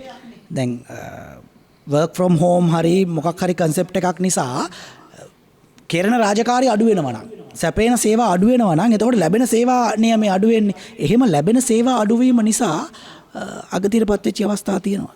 ඔව් අනිවාර්යයෙන්ම තියෙනවා. දැන් උදාහරණයක් විදිහට රජයේ සමහර සංස්ථා සහ ඒජන්සීස් වල මේක බොහොම පසුගාමී මන්දගාමී ස්වභාවයක් තිබුණේ. දැන් මම පොඩි උදාහරණයක් දෙන්නම්. අපි හිතමු ලංකාවේ අපේ ව්‍යවසායකයෙක් ඉන්නවා. ඔහු අපනයනකරුවෙක්. ඔහුත් ඒ අපනයනය කරනවා යුරෝපයට. එතකොට එයාට ගන්න නම් එයාගේ කන්ටේනර් එක යවන්න ඉස්සෙල්ලා එයා අඩුම ගානේ තැන් 3කට ගිහිල්ලා අප්‍රූවල් ගන්න ඕනේ. එකක් තමයි කෘෂිකර්ම අමාත්‍යාංශය, ඊළඟ තමයි ටී බෝඩ් එක, ඊළඟ එකට තමයි ට්‍රේඩ් චේම්බර් එක. එතකොට මේ තැන් තුනටම යන්න ඕනේ. ගිහිල්ලා තමයි අප්‍රූවල් ගන්න වෙන්නේ. නමුත් අපිට තිබුණා නම් ඩිජිටල් ප්ලැට්ෆෝම් එකක්. අත්ත වශයෙන්ම දැන් සමහර රටවල් ලොක්ඩවුන් හැබැයි වැඩේ ගෙනිච්චා. සිංගප්පූර් ගත්තොත් ලොක්ඩවුන් කිව්වට වැඩේ ගෙනිච්චා. මොකද ට්‍රේඩ් ප්ලට්ෆෝර්ම් එකක් තිබුණා ඩිජිටල් ප්ලට්ෆෝර්ම් එක. එතකොට ඔබ ඇප්ලිකේෂන් එක දානවා අප්‍රූවල් යන තැන් වලට යනවා එතනින් අප්‍රූවල් එනවා අවසානයේදී කන්ටේනර් එක යන එක විතරයි කන්ටේනර් එක තමන්ගේ මේකේ ඉඳන් මේ තමන්ගේ ෆැක්ටරි එකේ ඉඳන් හාබ් එකට ගෙන යන එක විතරයි අර ෆිසිකල් ඉන්වෝල්ව්මන්ට් එකකට උනේ. අනිත් හැම දෙයක්ම ඒක කරන්නේ බොහෝ දියුණු රටවල් වල මේ තියෙන ඩිජිටල් ප්ලට්ෆෝර්ම් එක තිබුණා. සහ ඉක්මනින් ඒගොල්ලෝ ඩිවෙලොප් කරා. ඉතින් මම දකින්නේ අපි හැමදාමත් හැම රජයකටම කියන්නේ කරුණාකරලා මෙන්න මේ ඩිජිටල් ප්ලට්ෆෝර්ම් එක ගන්න. එතකොට ඉම්පෝර්ට් එක්ස්පෝර්ට් කරනකොට මිනිස්සුන්ට එළියට ගිහිල්ලා වැඩ කරන්න අවශ්‍යතාවයක් නැහැ. එතකොට 100% සැලරි එක දෙන්නත් පුළුවන්. ඇයි වැඩේ වෙනවා. ආනයන අපනයන සිද්ධ වෙනවා. ඒ හදන බඩු ඒ විදියට අවශ්‍ය වෙලාවට හැදිලා එළියට යනවා නම් එළියට යනවා නැත්නම් ලංකාවේ ඇතුලේ විකුණනවා. ජාතික වශයෙන් ප්‍රතිපත්ති සම්පාදනයේදී සලකා බලන්න ඕනේ මේ සමහර කාරණා ඔබතුමන් මේ මතු කරන්නේ. ඒක එසේම තිබියදී ව්‍යවසායකයෙක් විදිහට විශේෂයෙන්ම මේ අලුතින් පටන් ගන්න ව්‍යවසායකයෙක් විදිහට මොකක්ද අපිට කරන්න පුළුවන් දේ මෙහෙම දැන් මේ අභියෝගයට අපිට මුහුණ දෙන්න වෙලානේ කැමැත්තෙන් හෝ අකමැත්තෙන් මේ සඳහා මුහුණ දෙන්න මේ අභියෝගය ජය ගන්න අපිට කරන්න පුළුවන් දේ මොනවද ඩිජිටල් ප්ලැට්ෆෝම් හදාගන්න එක හරි වර්ක් ෆ්‍රොම් හෝම් වලට අනුගත වෙන එක හරි මොනවද කරන්න පුළුවන් මම හිතනවා එතනදී ට්‍රේඩ් චේම්බර්ස් වලටත් යම්කිසි කාර්යයක් කරන්න පුළුවන් අපිට ඒ අය පටන් ගන්න දැන් උදාහරණයක් විදියට සමහර කම්පැනිස් තිබුණා ඒගොල්ලෝ කරේ මේ මම කියන්නේ මේ සුළු මධ්‍යම කන්ට. ඒගොල්ලෝ කරේ බොහෝ වෙලාවට යම් සුවඳ විලවුම් ආලේපන නිපදවීම. නමුත් ඒගොල්ලෝ immediately turn වුණා අර hand sanitizers වලට. මොකද ඒක ඉතින් මේ තියෙන තත්ත්වය තුළ අනුවර්තනය වෙන්න ඕනේ. ඉතින් මම හිතනවා අත්ත වශයෙන්ම සංචාරක ශේෂ්ත්‍රයේ ඇරෙන්න අනිත් හැමතැනින්ම යම් අනුවර්තනය වීම තුලින් ඒගොල්ලෝ තමන්ගේ ඉදිරි ගමන සාක්ෂාත් කරගත්තා. ඒ ඉස්සෙල්ලගේ වේගයෙන්ම නොවෙන්න පුළුවන්. නමුත් බොහෝ ඉනෝවේටිව් කියන්නේ නවෝත්පාදක විදිහට අලුත් ප්‍රොඩක්ට්ස් උත් ඒගොල්ලෝ එළියට ගත්තා. ඒ කියන්නේ මේ ව්‍යවසායකයෙක් හැමදාම එකම දේ කරගෙන සිටිය යුතු නැහැ. මම හිතනවා ඒ තියෙන තත්ත්වයන් තුළ අපි ඒක දැන් උදාහරණයක් විදිහට ලංකාවේ මම ජීවිකා වෘත්තිය මම ඉස්සෙල්ලා පටන් ගත්තේ දැනට අවුරුදු 25කට විතර උඩදී බැංකු ක්ෂේත්‍රය. එතකොට අපිට තිබුණේ අර ටයිප් රයිටර්ස් උයි මේවා ටික තිබුණේ. නමුත් ඊට පස්සේ කම්පියුටර්ස් වලට ඇවිල්ලා දැන් අපි අපේ ඒ කියන්නේ මේ තොරතුරු තාක්ෂණය තුලින් තමයි සෑම දෙයක්ම වෙන්නේ. කස්ටමර්ස්ලා ගනුදෙනු කරලා. මම හිතනවා ඒ වගේ මේ තියෙන තත්වයට අපි අනුවර්තනයේ වෙලා ඒකේ තියෙන අපේ හැකියාවන් අපි කොහොමද අලුත් තත්වයන්ට අපි ගලපා ගන්න. එහෙම ගලපා ගන්න පුළුවන් නම් මම හිතනවා අපිට ඕනෑම ව්‍යවසායකයෙකුට කරන්න පුළුවන්. දැන් මම උදාහරණයක් කියන්න. අපි මේ අවුරුද්දේ මාර්තු 25 වෙනිදා අපි 24 වෙනි ශ්‍රී ලංකාවේ විශිෂ්ටතම ව්‍යාපාරිකයා තේරීමේ තරගය අපි කරා. එතෙන්දී අපේ ඇප්ලිකේෂන්ස් වලින් මොකද අපි 2018 අපි මේක පටන් ගත්තේ අපි මේක තියන්න තිබුණේ 2019 පෙබරවාරි වල ප්‍රශ්න කීපයක් ඉතින් ආපු නිසා සහ විදේශීය දූත කණ්ඩායම් කීපයක් ලංකාවට එන්න නියමිතව තිබුණ නිසා මේකට සහභාගී වෙන්න ඒගොල්ලන්ට ප්‍රශ්න නිසා අපි පොඩ්ඩක් ඔක මාර්තු වලට කල් දැම්මා. ඊට පස්සේ මාර්තු වල රට ලොක්ඩවුන් වුණා. ඉතින් මේ මුළු 2020 මුළු සම්පූර්ණ කාලෙම වගේ වැඩිපුර අපේ සමාජිකයෝ හිටියේ ලොක්ඩවුන් එක තුල. නමුත් ඇප්ලයි කරපු අයගෙන් අපි ආයිත් අහලා බැලුවා මේ අය ඉන්නවද දැන් ඇත්තටම ව්‍යාපාරයේ ජීවතුන් අතර ඉන්නවද ඇවිල්ලා අවෝඩ් එක ගන්න කියලා. මොකද අපිට එහෙමත් හිතච්ච කාලයක් තිබුණා. මම සතුටුයි කියන්න ඇප්ලිකේෂන්ස් 3ක් කරෙන්න.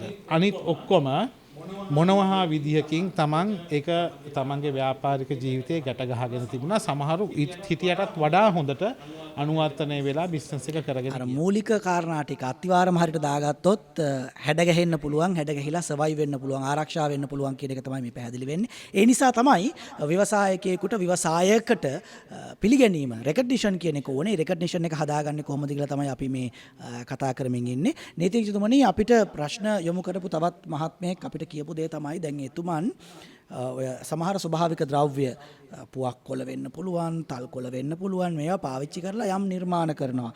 මල් කලඹ නිර්මාණය කරනවා, මල් වාස් නිර්මාණය කරනවා. සමහර විට මේ විවාහ මංගලෝත්සව සඳහා සෙටිබෙක්ස් වගේ නිර්මාණ සිදු කරනවා. දැන් ඔහු මුණ දීලා ඉන්න ප්‍රශ්නයක් තමයි මේක කොහොමද වෙළඳපොළට අරන් යන්නේ. එකක් එහෙම ඒවා දාන්න වෙළඳ පොලක් නැතිකම. එක. දෙවෙනි කාරණාව තමයි මේක ප්‍රචලිත කරන්න ඔහු පොඩි බයකින් ඉන්නවා. අපි තුමු මේක අපි ඩිජිටල් මාර්කටිං වලට යන්න කිව්වා කියලා Facebook වල ඇඩ්වර්ටයිස් කරන්න කිව්වා කියලා. හැබැයි ෆොටෝ එක දාන්න බයයි, වීඩියෝ එක දාන්න බයයි. මේක බලාගෙන තව කවුරු හරි හැදුවොත් මගේ මාකට් එක නැති වෙන්නේ කියලා.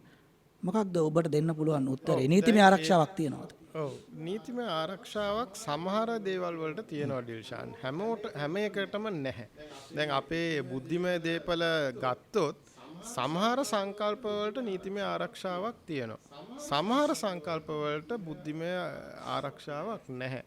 ඉතින් දැන් ඔයා ඩිල්ෂාන් අහපු ප්‍රශ්නෙට අපි ඒ බුද්ධිමය දේපල පනතේ මොනවද තියෙන්නේ කියලා බලලා අපේ අදාළ දේ බලන්න ඕනේ ඒ කාණ්ඩ යටතේ එක්ක රෙජිස්ටර් කරලා නැත්තම් ඒක කරගන්න ඕන ක්‍රමයකට ඒක වට ගන්න ඕන.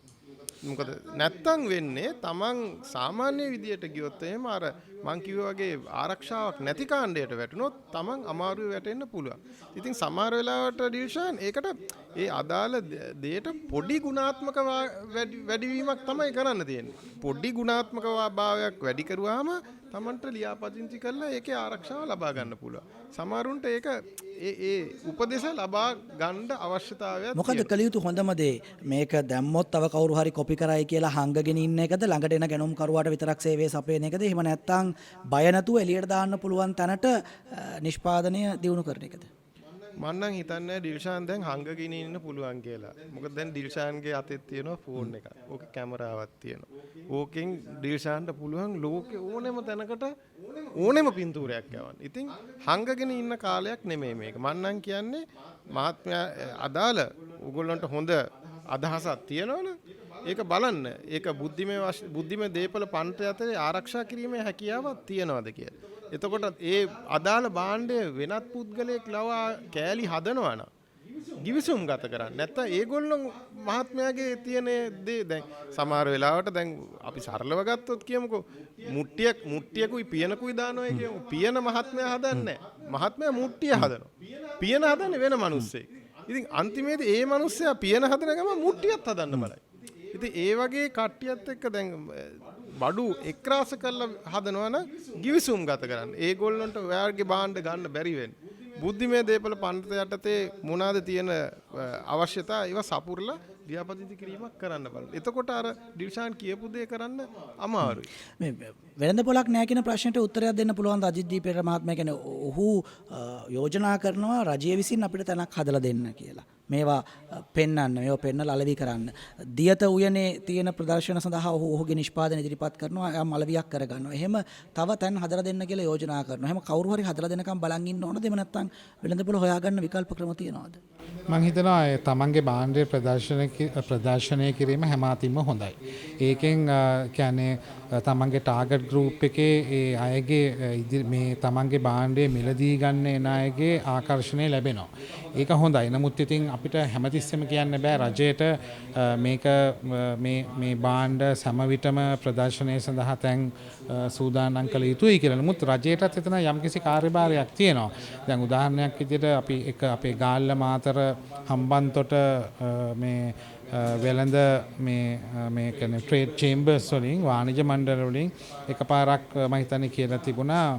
මොකද දැන් උදාහරණයක් විදිහට ඉස්සර කෙනෙක් ගාල්ල මාතර යනකොට හම්බන්තොට යනකොට ඔය අම්බලන්ගොඩ රූකඩද එතකොට වෙස්මූණු පටන් අරගෙන ගාල්ල පැත්තට යනකොට විවිධ මේ අත්කම් භාණ්ඩ මිනිසුන් දකිනවා, කාර් එක නවත්තනවා, වෑන් එක නවත්තනවා, අරගෙන යනවා. නමුත් දැන් හයිවේ එක දැම්මහම මිනිස්සු කෙලින්ම යනවා යන්න ඕනි තැනට. මේවට තිබිච්ච මාකට් එක අඩු වුණා. ඉතින් අපි රජයට අපිත් යෝජනාවක් කරලා තියෙනවා හයිවේ එකෙන් එළියට එන ඒ තැන එවැනි එකක් හදන්න කියලා. මම හිතන්නේ රජයේ අවධානය ඒකට යොමු වෙලා තියෙනවා. මම හිතන්නේ ඒ වගේ යම් අවස්ථාවල් වලදී රජයේ මැදිහත් වීම කළ යුතුයි.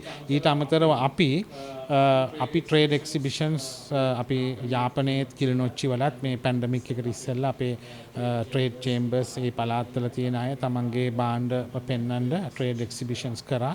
අපි අනාගතයටත් දැන් විශේෂයෙන්ම මේ පැන්ඩමික් සිටුවේෂන් එක තුල අපේ නම් පළවෙනිම අවධානය යොමු වෙලා තියෙන රජයේත් අපේත් කොහොමද ආහාර පාන ඒ ආකාරයෙන්ම ප්‍රොඩියුස් කරන්න කියන එක. මොකද නම්බර් 1 ඒක කුසගින්න.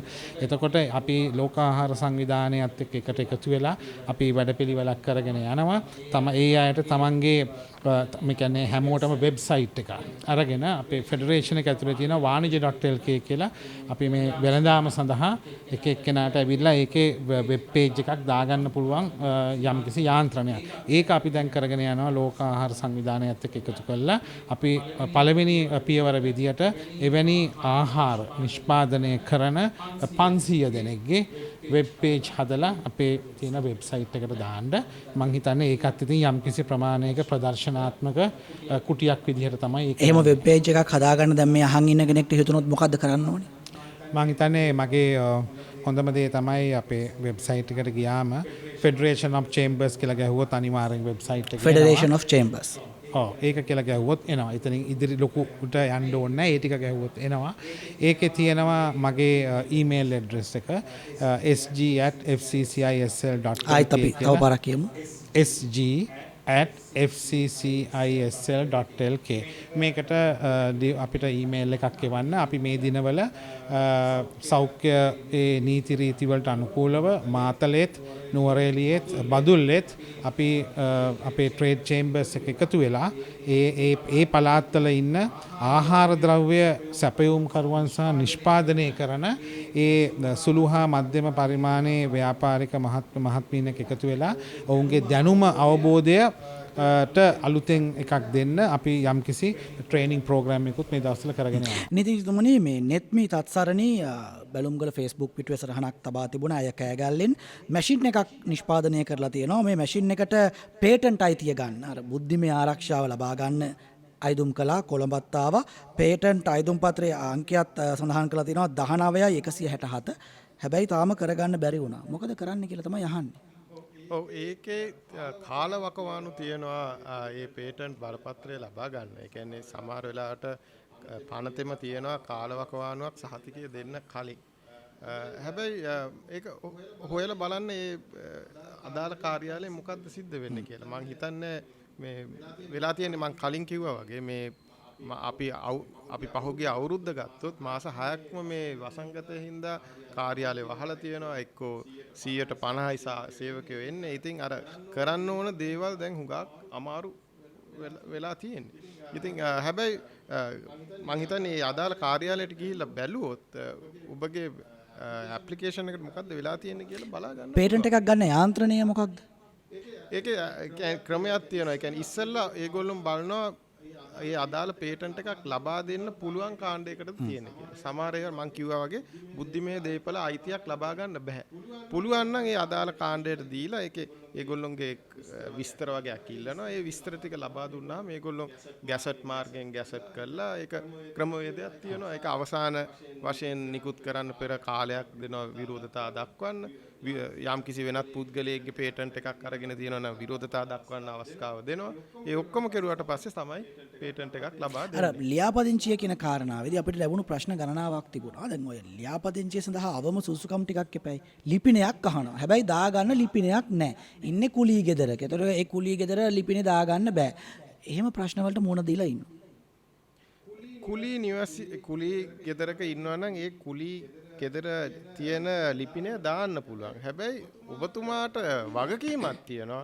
ඒ නිවසෙන් වෙනත් නිවසකට ගියොත් ඒ අලුත් ලිපිනය ලබා දෙන්න. දැන් හුඟක් වෙලාවට වෙන්නේ ඒ අදාළ ලිපිනය දානවා. ඊට පස්සේ ඒක අලුත් කරන්නේ නැහැ. එතකොට වෙන්නේ ඩිල්ෂාන් දැන් කියමු මම නීතිඥ වෘත්තියේ වල Tamanට විරුද්ධව නඩුවක් වැටෙනවා. එතකොට සිතාසිය යන්නේ අර අධිකරණයෙන් දෙන නොතීසිය යන්නේ අර පරණ ලිපිනයට. එතකොට ඔයා එන්නේ නැහැ උසාවියට. එතකොට උසාවියෙන් බලනවා මේ මිනිස්සයාට යවන මේ මිනිස්සයා එන්නේ. ඊට පස්සේ ඒක පාර්ශවයේ නඩුව අහනවා. ඉතින් ඒ වගේ ප්‍රශ්න තියෙනවා. ඉතින් වගකීමක් තියෙනවා. නීතියේ කොහෙවත් නැහැ ලිපිනය Tamanටම අයිති ඉඩමක වෙන්න ඕනේ කියලා. හැබැයි වගකීමක් තියෙනවා. ලිපිනය වෙනස් වුණොත් ඒක අදාළ තැන් වලට දානවා. ඉඩමට නැත්නම් මේ පදිංචි තැනට නඩුවක් තියෙන හින්දා ලියාපදිංචියට අවහිරයක් වෙන්නේ නැද්ද? නැහැ. එහෙම අවුලක් නැහැ. එහෙම දෙයක්. හරි. අපි අවසන් විනාඩි 2-3 ඔබතුමාට දෙනවා. අපි ඇගීමක් දුන්නොත් අපි මේ අහන් ඉන්න ව්‍යවසායකයන්ට ව්‍යවසායක් පටන් ගන්න බලාපොරොත්තු වෙමින් ඉන්න අයට අද ඉඳන් මෙහෙම කරන්න කියලා. මොකක්ද ඔබේ යෝජනාව? ඔව් දැන් ඉස්සල්ලාම තමයි අද ඉඳන් මෙහෙම කරන්න කිව්වම ඩිල්ෂාන් මං හිතන්නේ ඉස්සල්ලාම ඕගොල්ලෝ බලන්න ඕනේ ඕගොල්ලෝ මොකද්ද කරන්න යන්නේ. එහෙම කරන්න යනවා නම් මොකද්ද මහත්මයාලාගේ ලියාපදිංචි කිරීමේ ක්‍රමවේදය. මම නම් හිතන්නේ ලියාපදිංචි වීම අනිවාර්ය නැහැ. හැබැයි කෙරුවොත් හොඳයි. එක්ක සමාගමක් හැටියට නැත්නම් ඒක පුද්ගල ව්‍යාපාරයක් හැටියට නැත්නම් හවුල් ව්‍යාපාරයක්. නැත්නම් අර මේ අජිත් මහත්මයාගේ මං හිතන්නේ තියෙන වරප්‍රසාදවත් එකක්වත් ගන්න බෑ. මං කියන ඇත්ත මන් දන්නේ. හැබැයි මං හිතන්නේ ලියාපදිංචියක් නැතුව මුකුත් කරගන්න බෑ. පොඩි අතුරු ප්‍රශ්නයක් තියෙනවා. ව්‍යාපාරයේ ලියාපදිංචිය සහ ව්‍යාපාරයේ සන්නාමය බ්‍රෑන්ඩ් නේම් එක ලියාපදිංචිය දෙකක්ද එකක්ද? ඒක දෙකක් වෙන්න පුළුවන්. සමහර වෙලාවට එකක් වෙනවා. හැබැයි දෙකක් වෙන්න පුළුවන්. දැන් ඒ කියන්නේ මම ව්‍යාපාරයක් කරනවා හැබැයි ප්‍රොඩක්ට් එකේ නමක් තියෙනවා. දැන් කියමුකෝ ඩිල්ෂාන්ගේ ව්‍යාපාරයක් තියෙනවා. ඩිල්ෂාන් සහ ව්‍යාපාරය. හැබැයි විකුණන්නේ කියමුකෝ මාතර හකුරු. ඉතින් ඒක දෙකක්. ඔයාගේ ව්‍යාපාර වෙනස් බ්‍රෑන්ඩ් නේම් එක. ලියාපදිංචි කිරීම දෙකක් අවශ්‍යයි. එතකොට දෙකක් වෙනවා. ඒක දෙකක්. එතකොට ඒ සන්නාමය සඳහා ලියාපදිංචිය ලබා ගන්න යාන්ත්‍රණය මොකක්ද? ඒකට වෙනම ක්‍රමවේදයක්. කොහෙන්ද ඒක දැනගන්න පුළුවන්? ඒ කියන්නේ රජයේ ආයතන තියෙනවා. ඒ ස්ථානෙට ගිහිල්ලා නම ලියාපදිංචි කරලා ඒක අදාළේ ප්‍රොඩක්ට් එකේ මට ඕන නමක් මට දාගන්න පුළුවන්ද? බෑ. ඒ කියන්නේ වෙන මිනිහෙක් ඒක දැනටමත් පාවිච්චි කරනවා නම් බෑ. හරි. දැන් අර ඔබතුමන්ගේ දීගෙන ආපු උත්තරේ ඊටු ටිකට මම අවස්ථාව. ඒ වගේම තමයි හැම වෙලේම සේවකයන් තමන්ගේ බදු ඒ වගේම බැංකු ණය යනාදී වශයෙන් ගන්නවා නම් අදාළ ගිවිසුම් වලට එළඹෙන්න. විශේෂයෙන් මම කියන්නේ සේවකයන්. හුඟක් මිනිස්සුන්ට ඒ කියන්නේ වැටෙන තමයි සේවකයෝ. උයි මගේ අවසාන දේ කියන්නේ තමන්ගේ ව්‍යාපාරය තමන්ගේ පෞද්ගලික මුදල් වලින් වෙන් කරගන්න.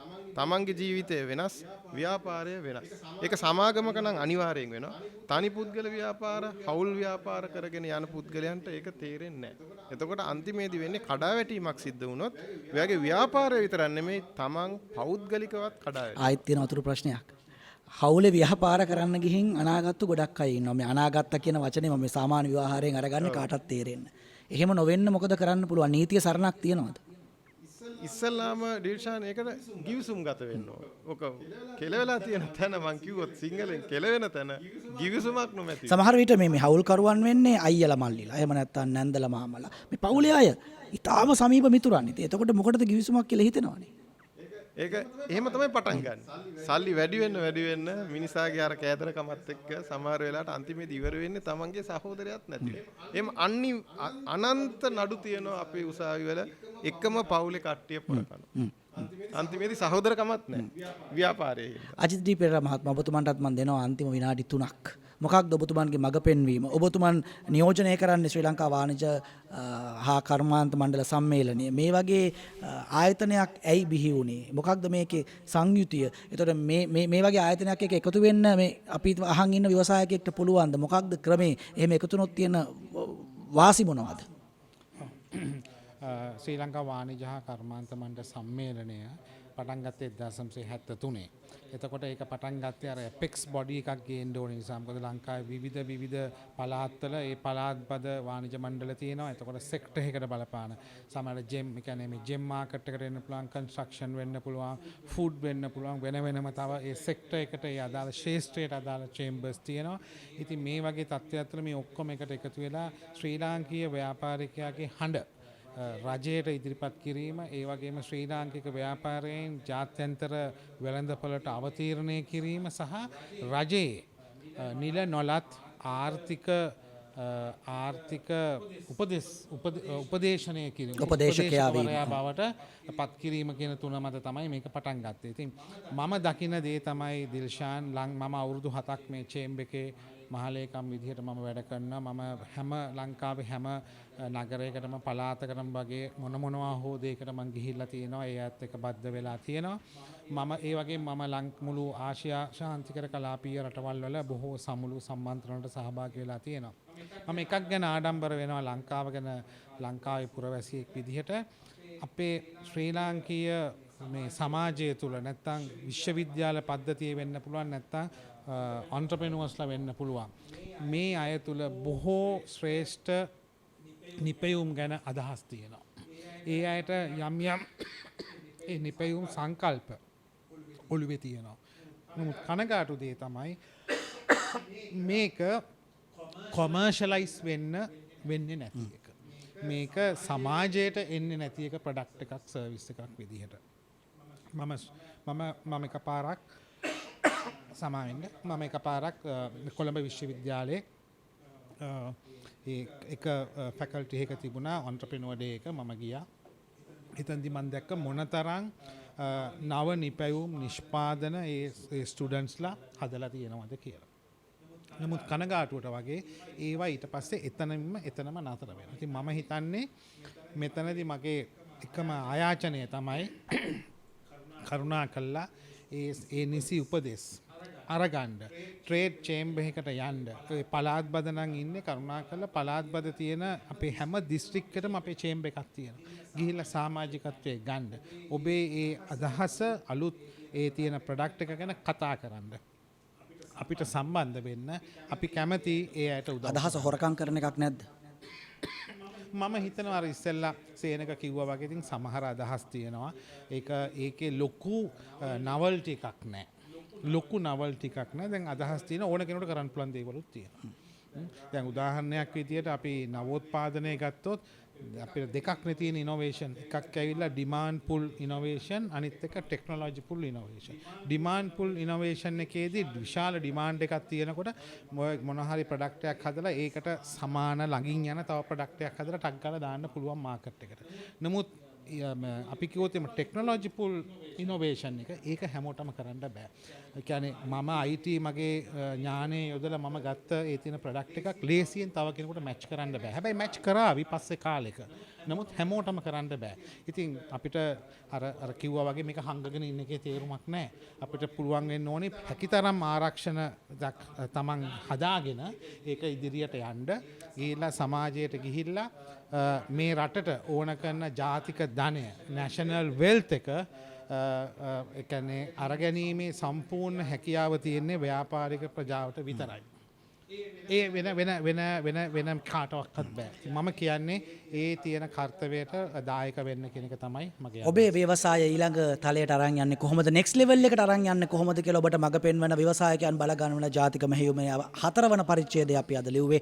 බිස්නස් කාරයෙක් නොවි බිස්නස්මන් කෙනෙක් වෙන්නේ කොහොමද? වෙලෙන්දෙක් නොවි ව්‍යාපාරිකයෙක් වෙන්නේ කොහොමද කියලා අපි කතා කළේ. ඒ සඳහා වන නීතිමය සරණ ගැන අපි අද කතා කළේ. යම් තැනක් මගේ හරුණා නම් අපි ඔබට ආරාධනා කරනවා නැවත අපිව අහන්න නැවත අපිව බලන්න අපි ඔබට ඉඩ හදලා දීලා තියෙනවා. ඒ ඉඩ පාවිච්චි කරන්න. එන්න බැලුම්ගල Facebook පිටුවට එන්න බැලුම්ගල YouTube channel එකට අපිව අහනවා බලනවා වගේම තවදුරටත් ඔබට පුළුවන් ඔබේ ප්‍රශ්න අපි වෙත යොමු කරන්න. ඒ අහන බලන වීඩියෝ එකට යටින් ඔබේ ප්‍රශ්නේ කමෙන්ට් එකක් විදිහට සටහන් කරන්න. ඉදිරි වැඩසටහන් වලදී ඒ ප්‍රශ්න වලට උත්තර දෙන්න අපි අනිවාර්යයෙන්ම ඉඩ හොයා ගන්න උත්සාහ කරනවාමයි. අපි බෙහෙවින්ම ස්තුතිවන්ත වෙනවා අද දවසේ අපට සම්පත්දායකත්වය ලබා දීම සම්බන්ධයෙන් ශ්‍රී ලංකා වාණිජ හා කර්මාන්ත මණ්ඩල සම්මේලනයේ මහ ලේකම් ප්‍රධාන විධායක නිලධාරී අජිත් ඩී පෙරේරා මහත්මයාට ඒ වගේම නීතිඥ සේනක ඩිසේරම් මහත්මයාට අපි ඒ වගේම බොහොම ගෞරවණීය ස්තුතිවන්ත වෙනවා මගේ නිෂ්පාදන කණ්ඩායමට දිලින චිරාන් ඇතුළු කණ්ඩායමට. ආයිත් දවසක හම්බ වෙමු.